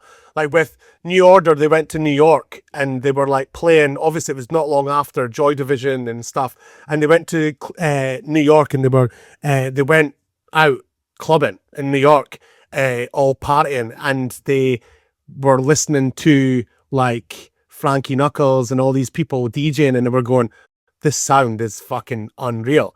We want to. So they went and found out what they were using to make them songs, and then bought the instruments and then took them back to England with them, and then started using them. And I think that is fucking cool. Like, it's like, and it totally highlights the fact that this sound is not UK. This is American music that we've transported to the UK and then made it ourselves, and then they've got it back again, and it's happened a few times. It's like it's transferred back and forth a few times. Like dubstep, we created dubstep in the UK. It was a London sound, and then that went across to America, and it got turned into something else. So it's cool how that happens, and there's not a lot of that happens anymore. There's not new sounds anymore. It's just all something else that's just happened before. That's one thing about the UK, and you know, I think we do is if someone creates a sound, we're going to borrow this for a second, we're going to put something our own twang on it, and then we give it back. You know, like, well known for doing that, like with any sort of music, right? I think. Yeah, I think it's a shame though, because of like TikTok and Instagram and stuff now. I feel like we've not got that creative path of like, you know, making something new, like taking something and make it sound new or fresh. Maybe because there's not a lot of ideas left, but I also feel like people, there's a good example, like Notion had that remix. It was that big, massive remix that he brought out, and it was like combined a few different elements and sounds together, and that to me sounded really fresh. Like that was like, it sounded like something kind of new, and I feel like we just don't get that as much anymore. I feel like just because people are wanting what they already know, people are not as experimental now. Everything's just kind of like, people don't really want to broaden their horizons. They just want to absorb the stuff that they know that they like. Yeah, they got people like repetition of the same thing, don't they? It's kind of crazy. But I know before we brush up, I also want to talk about like what you think about AI and club closure now, because I know we spoke about clubs a lot, and go on to a bit of the AI. Yeah. But would you seeing a lot of clubs up in your neck of the woods closed down? Because I met a guy here from England, and he had a bar club thing, and he recently closed it down. And he said, "It's just such a hard network now to try and do this." He said, "You know, like I had a cool because when you and I were younger, we used to go to the small bar club things. Right now, they were always popping wherever you go. You could bar hop, and there's always something decent going on." But he said, like, now you've got such these big brands like Tomorrowland, Calgary, you've got Badlands, you've got Blueprint in Vancouver, you know, you've got Blueprint's still on the go. Blueprint's been on the go for a fucking long time though. Yeah, still going, man. I know a few of the people there, and you know, all these big, you know, these big brands around the world are doing their thing, but the smaller clubs are kind of closing down now. Well, from what my mates and my dad tell me, like pubs are closing down like 1,000 a month. Yeah, it's mad. Things. So, like, how do you think the industry is going to go with all these club closures now and stuff? So I think it's obviously there's multiple factors involved. Like a lot of people don't have money to go out anymore. Like it used to be a 5-day, 6-day trade where people were out every night of the week, these student parties and stuff, and that was where a lot of the good shit started, like as student parties, weekday student parties, and then they morphed into like bigger things. I think that's a part of it. A lot of people don't have money. I think I feel like the Instagram, TikTok thing, I feel like people with them not having a lot of money, they want to then go, well, if I can go to one party that in a small club that's going to have one headliner DJ because they're expensive to book, why would I go to that when I can go to a big massive festival or a big warehouse project party, for example, and go and see 10 DJs for maybe a little bit more money, but it's all capsulated in one night. So it's one taxi, it's one like night of drinking, one night of extracurriculars, like all the extra stuff. And I think that like that is kind of where it's gone.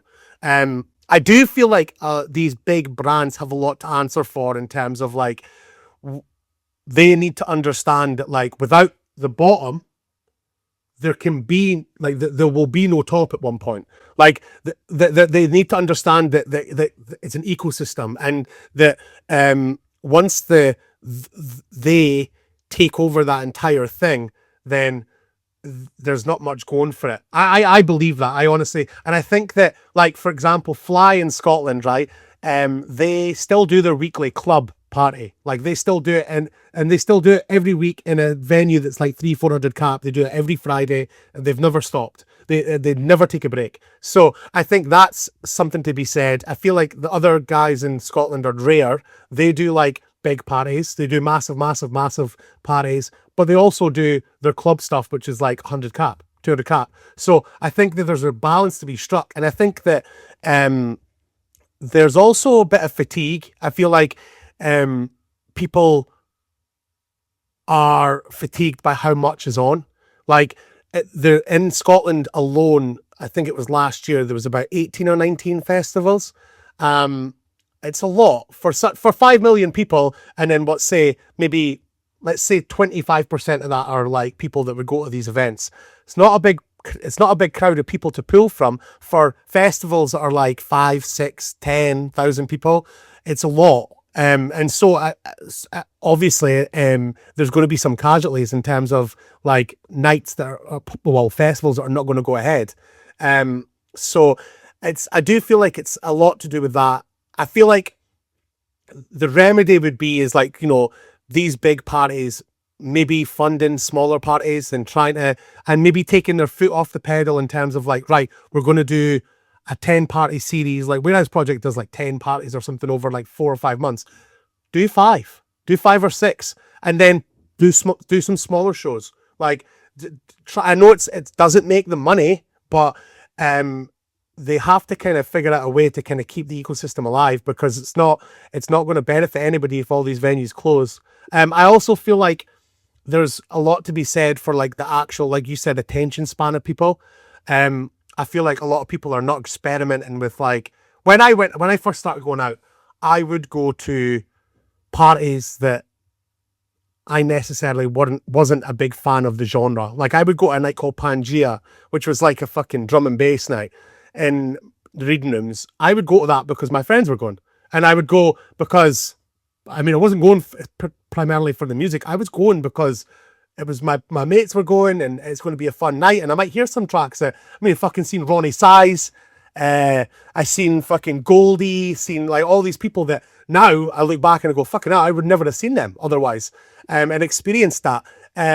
But in terms of like experimenting, like, you know, going like not just going out to be at the thing that's the most Instagrammable or the most TikTokable, like going to something that like you might not really think you might be into and then trying it on for size.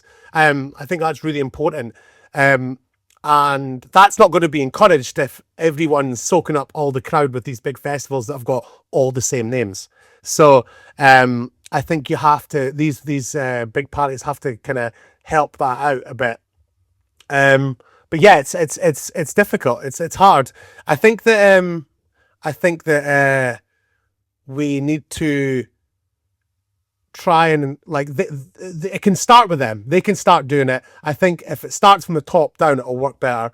Because the smaller people can't force their way up the way. It's just not possible. Yeah, you can't anymore. You used to be able to, but now it's just like.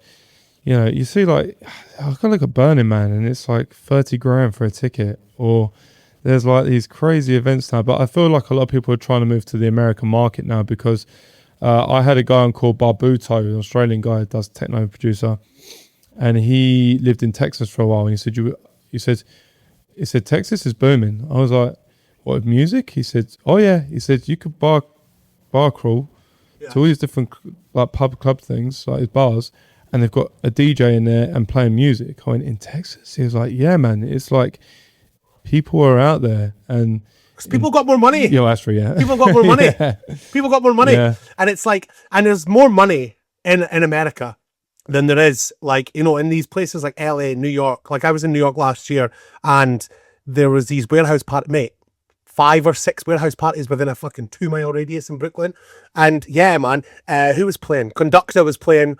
One of them we went to, and then I mean New York's a big place. It's like a big city, but it's maybe a shit example for like somewhere smaller. But just the fact that there's so much on, it shows you there's a hunger for it. But I think the American scene is now more experimental and more. They're more open to like hearing something that they don't really know if they like it or not. Whereas UK used to be like that before, and now the UK is not like that.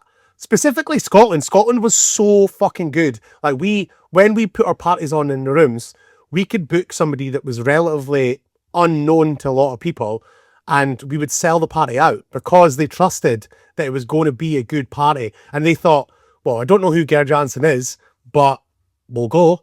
And like at the time we booked Midland and Mike Servito. Mike Servito's, I think he's from New York. We booked him. I booked him because I fucking liked him. And that was it. And a lot of people were like, who the fuck's Mike Servito? And I was like, you're going to find out if you come along. It'll be fucking class. But now you couldn't do that now. You couldn't. No, a lot of people go, where's your Instagram handle so I can quickly check it out? And if I like it, then I'll come, right? It's crazy, because these guys, like when I lived in Vancouver, I met these Mexican guys who run an event or brand called Soma, and they've been running it for years now, and they've always given me an opportunity to play, and they're very, very passionate about their music. There's a couple of guys from Spain that I met, and they run a brand like called Vantech. So like what's called successful now. You know, they got brought in to play in a room with 400 people. I went and watched it, you know. Yeah. Like I got it for free. Yeah. I was lucky to see, we had Dre Beltram come and play. That's mad. His song Energy Flash is one of the best songs ever made. But yeah, man, it's a banger. Oh, it's so good, man. And I saw him, I was like, hey man, I just love your music. And we got the guys got, like I say, Hector over. They got they're massive in the techno scene. These Spanish guys, and the Mexican guys are very big. And I would say that the Afro House or the minimal stuff, the minimal more than anything. And I used to just go to his events, and I should never know who the DJs were, but I was like, I'm going to go to an event and check it out. and I'd be there like in this grotty little underground club, you know, for till like 6 a.m. I don't drink, I don't do anything, Nah. right? And I just survive off Red Bull and coffees. I'd turn up with my Starbucks at 1 a.m, you know, like a couple of bottles of Mexican Coca-Cola helps as well. That stuff's still got something mental in it. I don't know what it is. Probably has, yeah. I don't know. But I'd turn up with my coffee in my hands, and I'd just be like this, listening, jamming away, you know. And I'm like, you know, there's a lot of people that wouldn't do that now. It's crazy because I'm like, I'd go out to the DJ and go, great set, man. I loved it. You know, I loved this tune and that tune. It was real decent. Like, you know, give me a SoundCloud, and I'd listen to it in the car while I'm doing the fucking hoovering. You name it, I'd listen to it, right? And it's crazy. I love that's the way it was. Like, that's the old school way. It's like, maybe it was just old, eh? It is. It's an age thing. I'm like, I'm still so like, I really hunt high and low for new sounds, new artists. Like, I really want to be at the forefront. But again, it's a machine now, and it's like for now, with running the label now, I know that, like, you know, if you don't get on those promo runs with like big companies that promote your tracks, and you don't you're not getting them in the right hands, then you know you're dead in the water a little bit in terms of getting the songs out. So you have to kind of create those networks yourself, I think.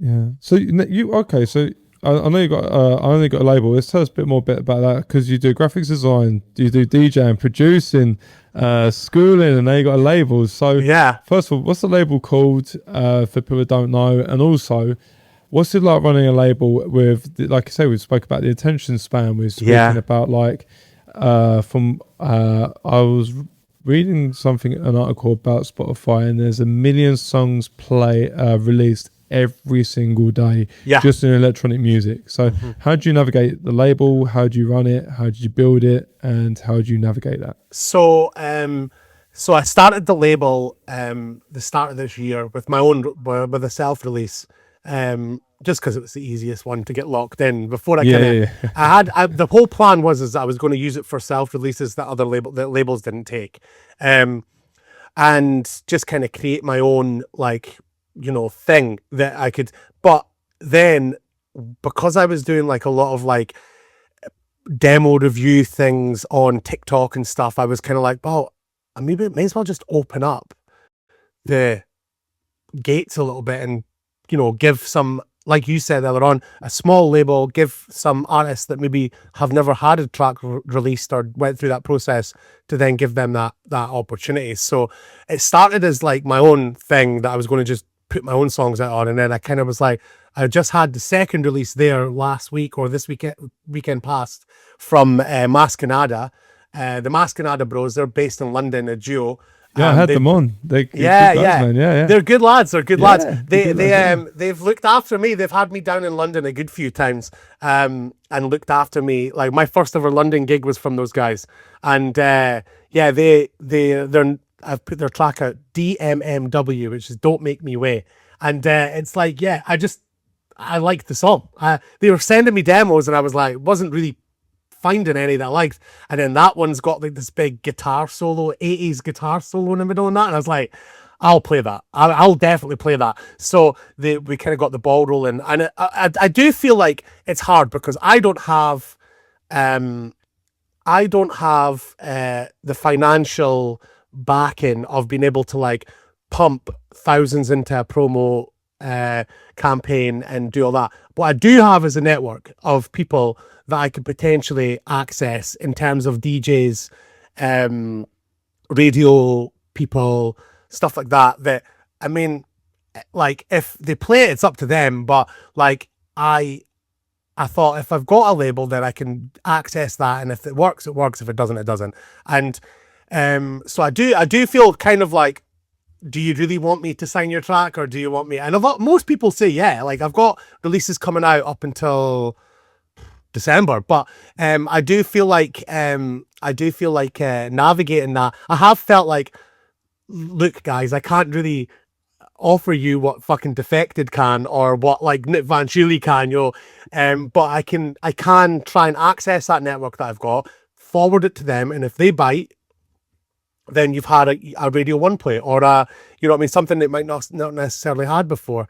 There's not a lot of money in the label running game. Well, not at this moment in time. Hopefully, maybe in a couple of years. But hopefully, I wish you all the best of it. I really do. It's fun. Do you know what? I'll be honest with you. It's really, really good fun to listen to demos, and I'll be doing another TikTok stream tonight, going through all the demos. It's fun. I love it. I actually love hearing the tracks, and you know, again, another creative block kind of helper as well. When you hear music, you go, fucking hell, this sounds really good, and it makes you go, I need to kick up the arse and fucking do it better myself. But it's been good. It's been good fun. It's a lot. There's a bit of a learning curve trying to learn how to do all this. You've got to have 6 weeks ahead of release, so you've got to kind of really be on the ball in terms of that. I mean, all the graphic designs, it's in house, so there you go. It's a little bit easier. Man of many trades, isn't it? Yeah, mate. It's fucking like write the theme tune, sing the theme tune, fucking do the whole thing, mate. But it's been good, and it's been good. The name of the fucking label's good, but it's that, and the name came from obviously my club night, All Good, and it was like that was synonymous with like this area in Dundee and in northeast of Scotland. So I thought, why not call it good? And then what, like, if it's called Good Records, they must be good tunes. Do you know what I mean? Yeah, so I was about to say, it's good records, good music, right? Yeah, that's it. So that should be the slogan. Fuck. Yeah, I know. So I've it's been fun. It's been an experience. It's early doors, but I've had that release from the boys last weekend there, and then I've got my next tracks coming out on the label, and then I've got a guy called Sesh Juan, who it's like Juan is in like the Mexican Juan, and his tune's really good. Like, I'm actually really excited to release that, and I'm hoping that some people pick it up. And yeah, I've got one from a guy called Charlie Kennedy. I will say, right, I don't know if it's because of me being a guy, or I don't know what it is, but I need more demos from women. I've said it on Instagram. I've said it on TikTok. I want some more demos from girls. I want them. Like, I'm really, really, really wanting them. It's like, I feel like I've went through them, and I've said it on the stream a couple of times. I'm like, girls, fucking send me your demos. Like, I want to release more music from like fucking class girl producers. I just haven't had any at all.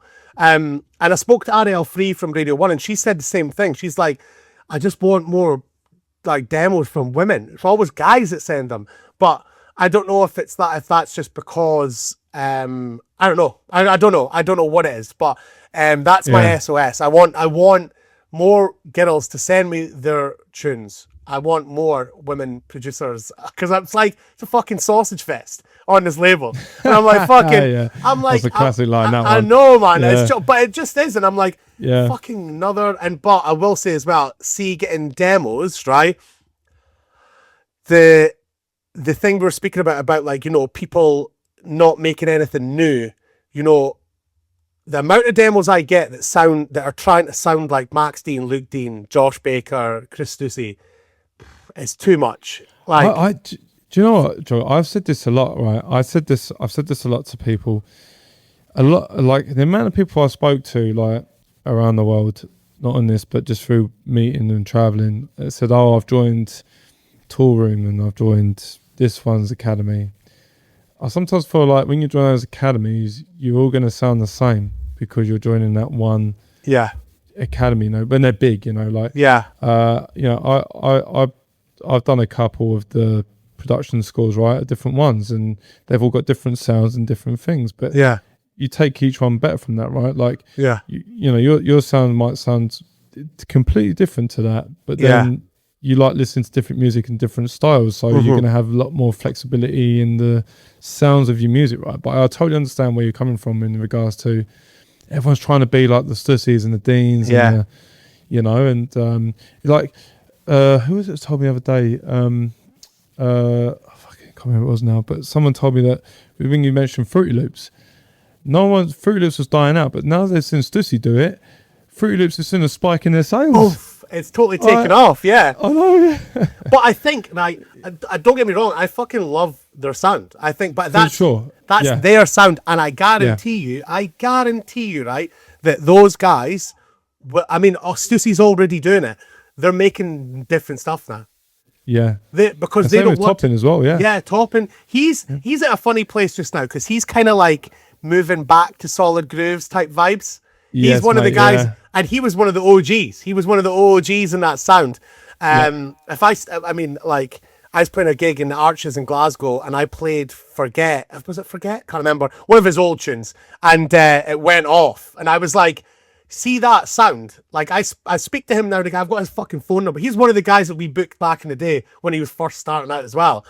And he is like definitely on. He's moved away from like the ravey stuff, and he's kind of going, right, I'm going to make that sound again, or kind of make something new out of that sound. And I think that, like, we just have to, like, do you know what the problem is as well? Is that a lot of people are emulating that sound that's right now, like the kind of call and response bass, like all that sort of sound, and it's working right now. It's working. Like, a lot of labels will pick something up because it sounds like that. And it's maybe a big tune like 360 and DFTD. It's like Defected's other label, and a lot of labels are picking up that sound. That's not going to last for long. And that song was signed 6 months ago. You got to remember, that song was signed ages ago. It wasn't signed yesterday. So if you're still making that now, in 6 months' time, it's going to be gone. There's going to be something new. Yeah. So I think for producers, they need to be aware that, like, they need to be on the cutting edge of the new sound, and not like or creating something that's going to potentially be that new sound, and not be making now. They've got to be making 6 months in advance. I'm sweating like fuck. It's warm. It's actually warm here. They call Arbroath the Scottish Riviera, so that's the reason why. Oh, okay. So where I am in Alberta, it was sunny. It was like 20 degrees one day, and then over the weekend it snowed. What? Sounds like Scotland. It's like 1 minute it snows, next minute it's like that is Scotland. Degrees. That is Scotland, mate. I think Alberta might be on the same on the same line. Yeah. But I was like, what the fuck's going on with this weather? Because when I lived in Vancouver, it rained all the time. And it rained down in like Essex all the time. Yeah. Because you're near the coast, right? Yeah. In the UK, we get rain all the time because there's ocean around us. But I was just like, I'm in shorts and t-shirt in my garden. Yeah. And the next day, I'm in a fucking jacket and shorts and a puffer jacket. That's how you prepare for both. You have shorts on, and then you just keep the puffer jacket in the car. That's what you need to do. Yes. Is there anything else you want to leave off with, mate? Honestly, because it's been a really good chat. This has been class. We've been on for a while. We've been doing this for a while. I tell you what, I knew you'd be a good chat, and I know you've been like liking my stuff on Instagram. Yeah. And I was like, I'd love to get him on. So honestly, I really appreciate you asking me. Yeah. No, do you know what? Not much. Just I'll just fucking plug. I'll just plug what I'm doing. Plug away, mate. Yeah, I've got some gigs coming up. I've got I've got a gig in Dundee, which is quite close to me. It's actually not that uncommon for me to be playing this neck of the woods. I'm playing Beat Herder Festival down south in a couple of weeks. I'm playing I think I'm playing SWG3 with Tidy Tracks as well, which is although it's going to be a bit faster than I normally play just now, but yeah, that'll be good. And then I've also obviously got the production school that'll be proper launching in the next week or so, 2 weeks maybe, when this podcast's out. So yeah, there's that. And just music. I've got music coming out. I've got a self-release called Work It Out, I think it's called that. Don't quote me. I can't remember, but I think it's called that. The file, yeah, mate. I can't remember what I called it, but I've got that coming out in a couple of weeks, like mid-June, and then I've got a release on Nervous coming out. Oh, nice, man. Yeah, it's their Nervous Lab. It's like the experimental stuff. Yeah, do you know what? I had opportunities back when Nervous, when Mike was kicking it back out again. Yeah. I had opportunities to sign on that, and I never took it up. You know, I met them. They came to Dundee. Did they? Yeah, fucking bizarre. They came to Dundee to the big weekend, and I was like, "What the fuck are you doing here?" But I think they were there for another artist, or maybe I can't remember what it was for. But they came along to that festival, and I was like, "Fucking hell, what he's doing in Dundee?" First and last time they'll ever set foot in Dundee. But yeah, they've been they've been pretty class. I've got Mike on the fucking WhatsApp, so. And I've been a guy called Jamie is actually an A&R. He's from Scotland, so I was sending tracks back and forth with him because he runs that Nervous Lab, which is like less of the polished kind of houseier sound and more like experimental stuff. Yeah. And I've got a track with my own vocals on it coming out with them. It's not really vocals; it's just like a couple of words, but still good enough, though, man. Yeah, it still counts. Yeah. It still counts. And then I've got a vinyl release with Southern Fried coming out in August called nice, man. Hit You. I think it's called Hit You. I think. But that's that's had spins off Ben and Ewan and a bunch of people. Who else? I forgot his name. That's not good. But yeah, it's had spins off a good few DJs, so I'm buzzing to get that. That's been sat there in the fucking locker for a year. Waiting for that to come out. So that's the thing, isn't it? Like these people forget that these things take time, don't they? Yeah, they man. Take time to to really come out and and go into fruition. But yeah, there's a festival I went to here called Bass Coast. Yeah, I don't know if you've ever heard of it. And I was there, and I was in this artist area, and this fella was having a fag in the artist area, and I looked over. I said, "You are interplanetary criminal." He's like, "Yes, me, man. Yeah." He's got like all the, like that old like chavvy rings on, like sovereign big and Stone Island jacket on. And he's like, "Yeah, man. Yeah, you good?" I was like, "Yeah." I said, "I fucking love your music, man." He's like, "Oh yeah, I'm playing it. I'm playing it like an hour. Do you want to come on stage with me?" I was like, "I won't come on stage with you, but I'll stand from the side. I'm not going to be that person." And he was just like picking him up in that. Yeah. Mate, do you know what? He's I've heard he's a fucking, I know, but I've heard he's the soundest guy ever. Oh, mate, he's I've been wicked, trying to get a fucking track signed from his label for ages and ages. So if he fucking sees this, fucking answer your DMs on Instagram. Yeah, fuck. He was like, "Do you want to smoke?" I was like, "No, I don't want to smoke, man." He's like, shame. It's legal in Canada, is it not? Is it not legal? Oh, I meant just normal cigarettes, but marijuana is legal here. Yeah, yeah, fucking yeah. right. I don't smoke, but yeah, I stopped crazy. smoking weed like years ago.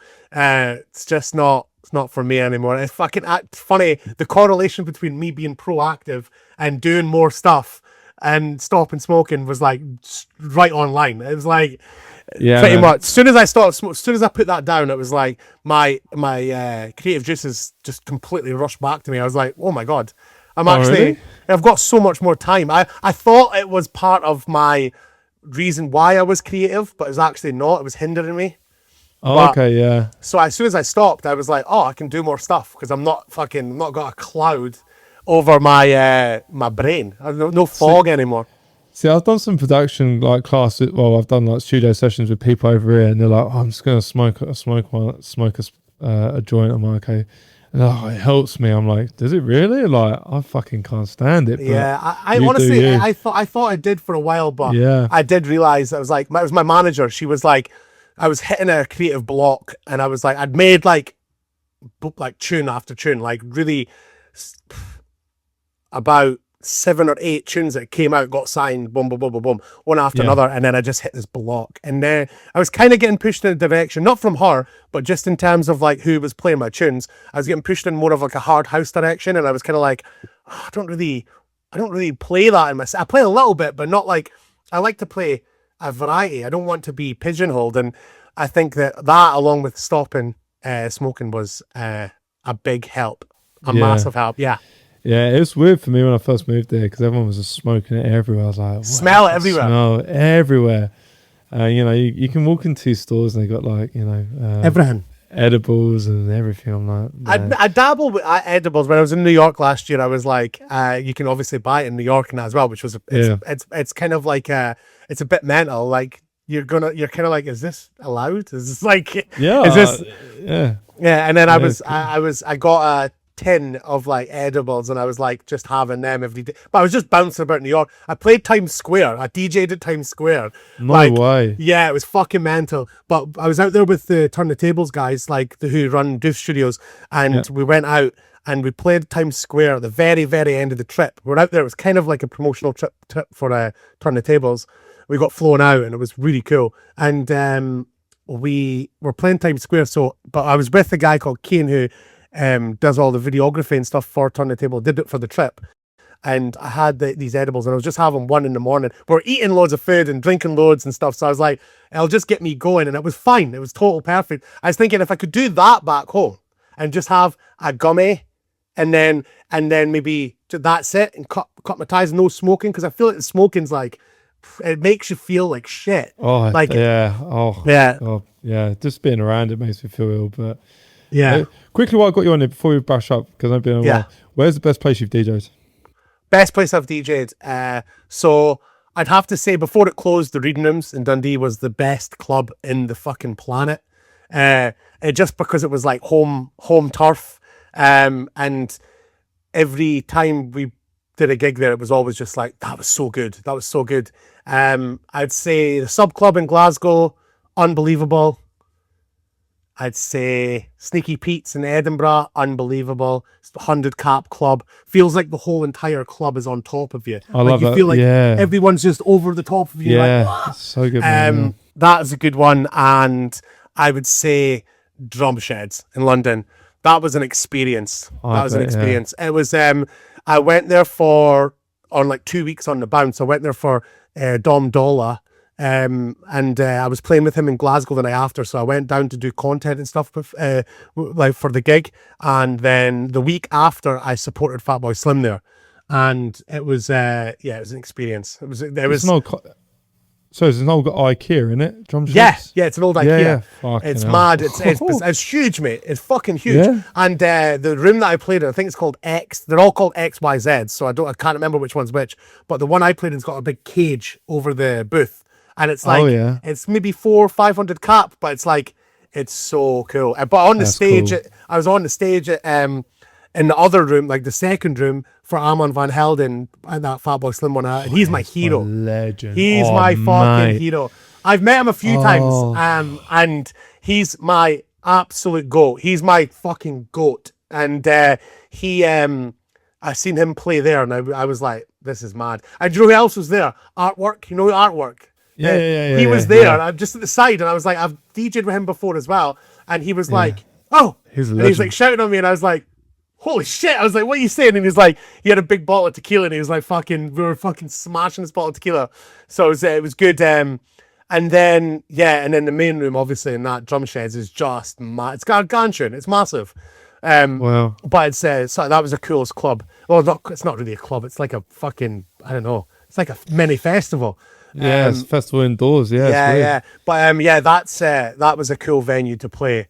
I really want to play Warehouse Project. That's my like bucket list. I want to play Warehouse Project. Good day, I mean, do you know what? As well, I've said like 4 clubs there, right? But I have to say, right, that the best like experience I've had playing somewhere was Pikes in Ibiza.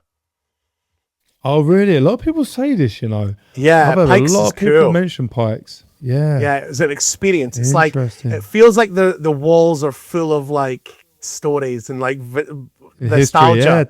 Yeah. That's what a lot of people have said.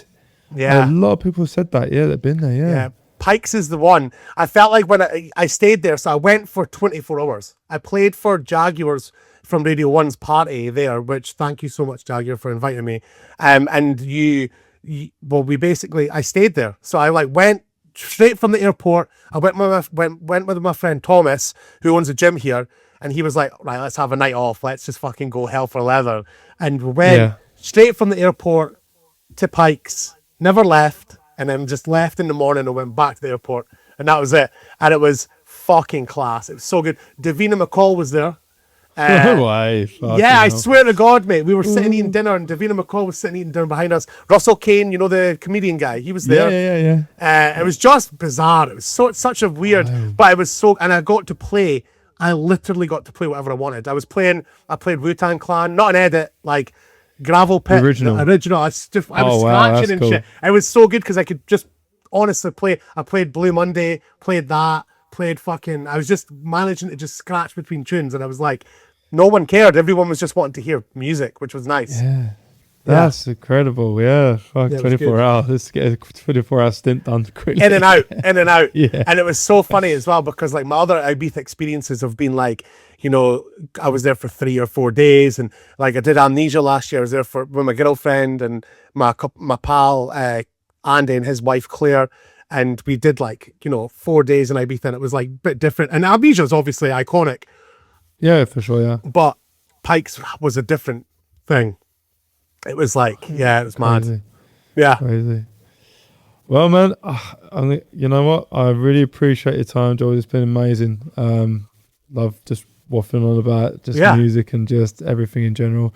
You know what? I wish you all the best with your label, mate, and your production courses and stuff. And I hope it brings you to a full-time thing. And you know, thank you so much for having me on, by the way. I really appreciate it, mate. I honestly I'm loving it. I'm loving hearing the fucking pods, and keep them fucking coming, mate. And if you get some music finished, send it across. Yes, I know. My wife is the fucking biggest like pusher for it, and she's like, you need to do it.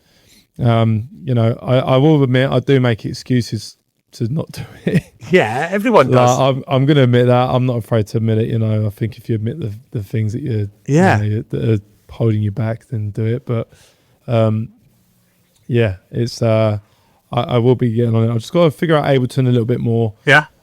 Just kind of get it. I'm still figuring out where everything is, but I'm excited. It actually makes me excited to do it because Ableton's actually easier. You know, like when Reason you have to repatch everything, everything. Ableton, you just click on it and go, I want it to sidechain with this. Yeah, job done. Easy peasy. It's that easy, and then you got it down at the bottom, and you can adjust it. You know, and it's all there in front of you. Yeah. I think Reason there's a lot of clicking and looking into things, whereas you have to go to the back of the rack and patch it, and then. But I think Ableton, if you need any help with Ableton, give me a shout. I'll fucking. I'll jump on a Zoom with you, and I'll fucking guide you in any direction you want. No, I really appreciate it. It's very nice. Yeah, no problems, boss. Yeah, cool. I'll leave it as that. Thanks so much.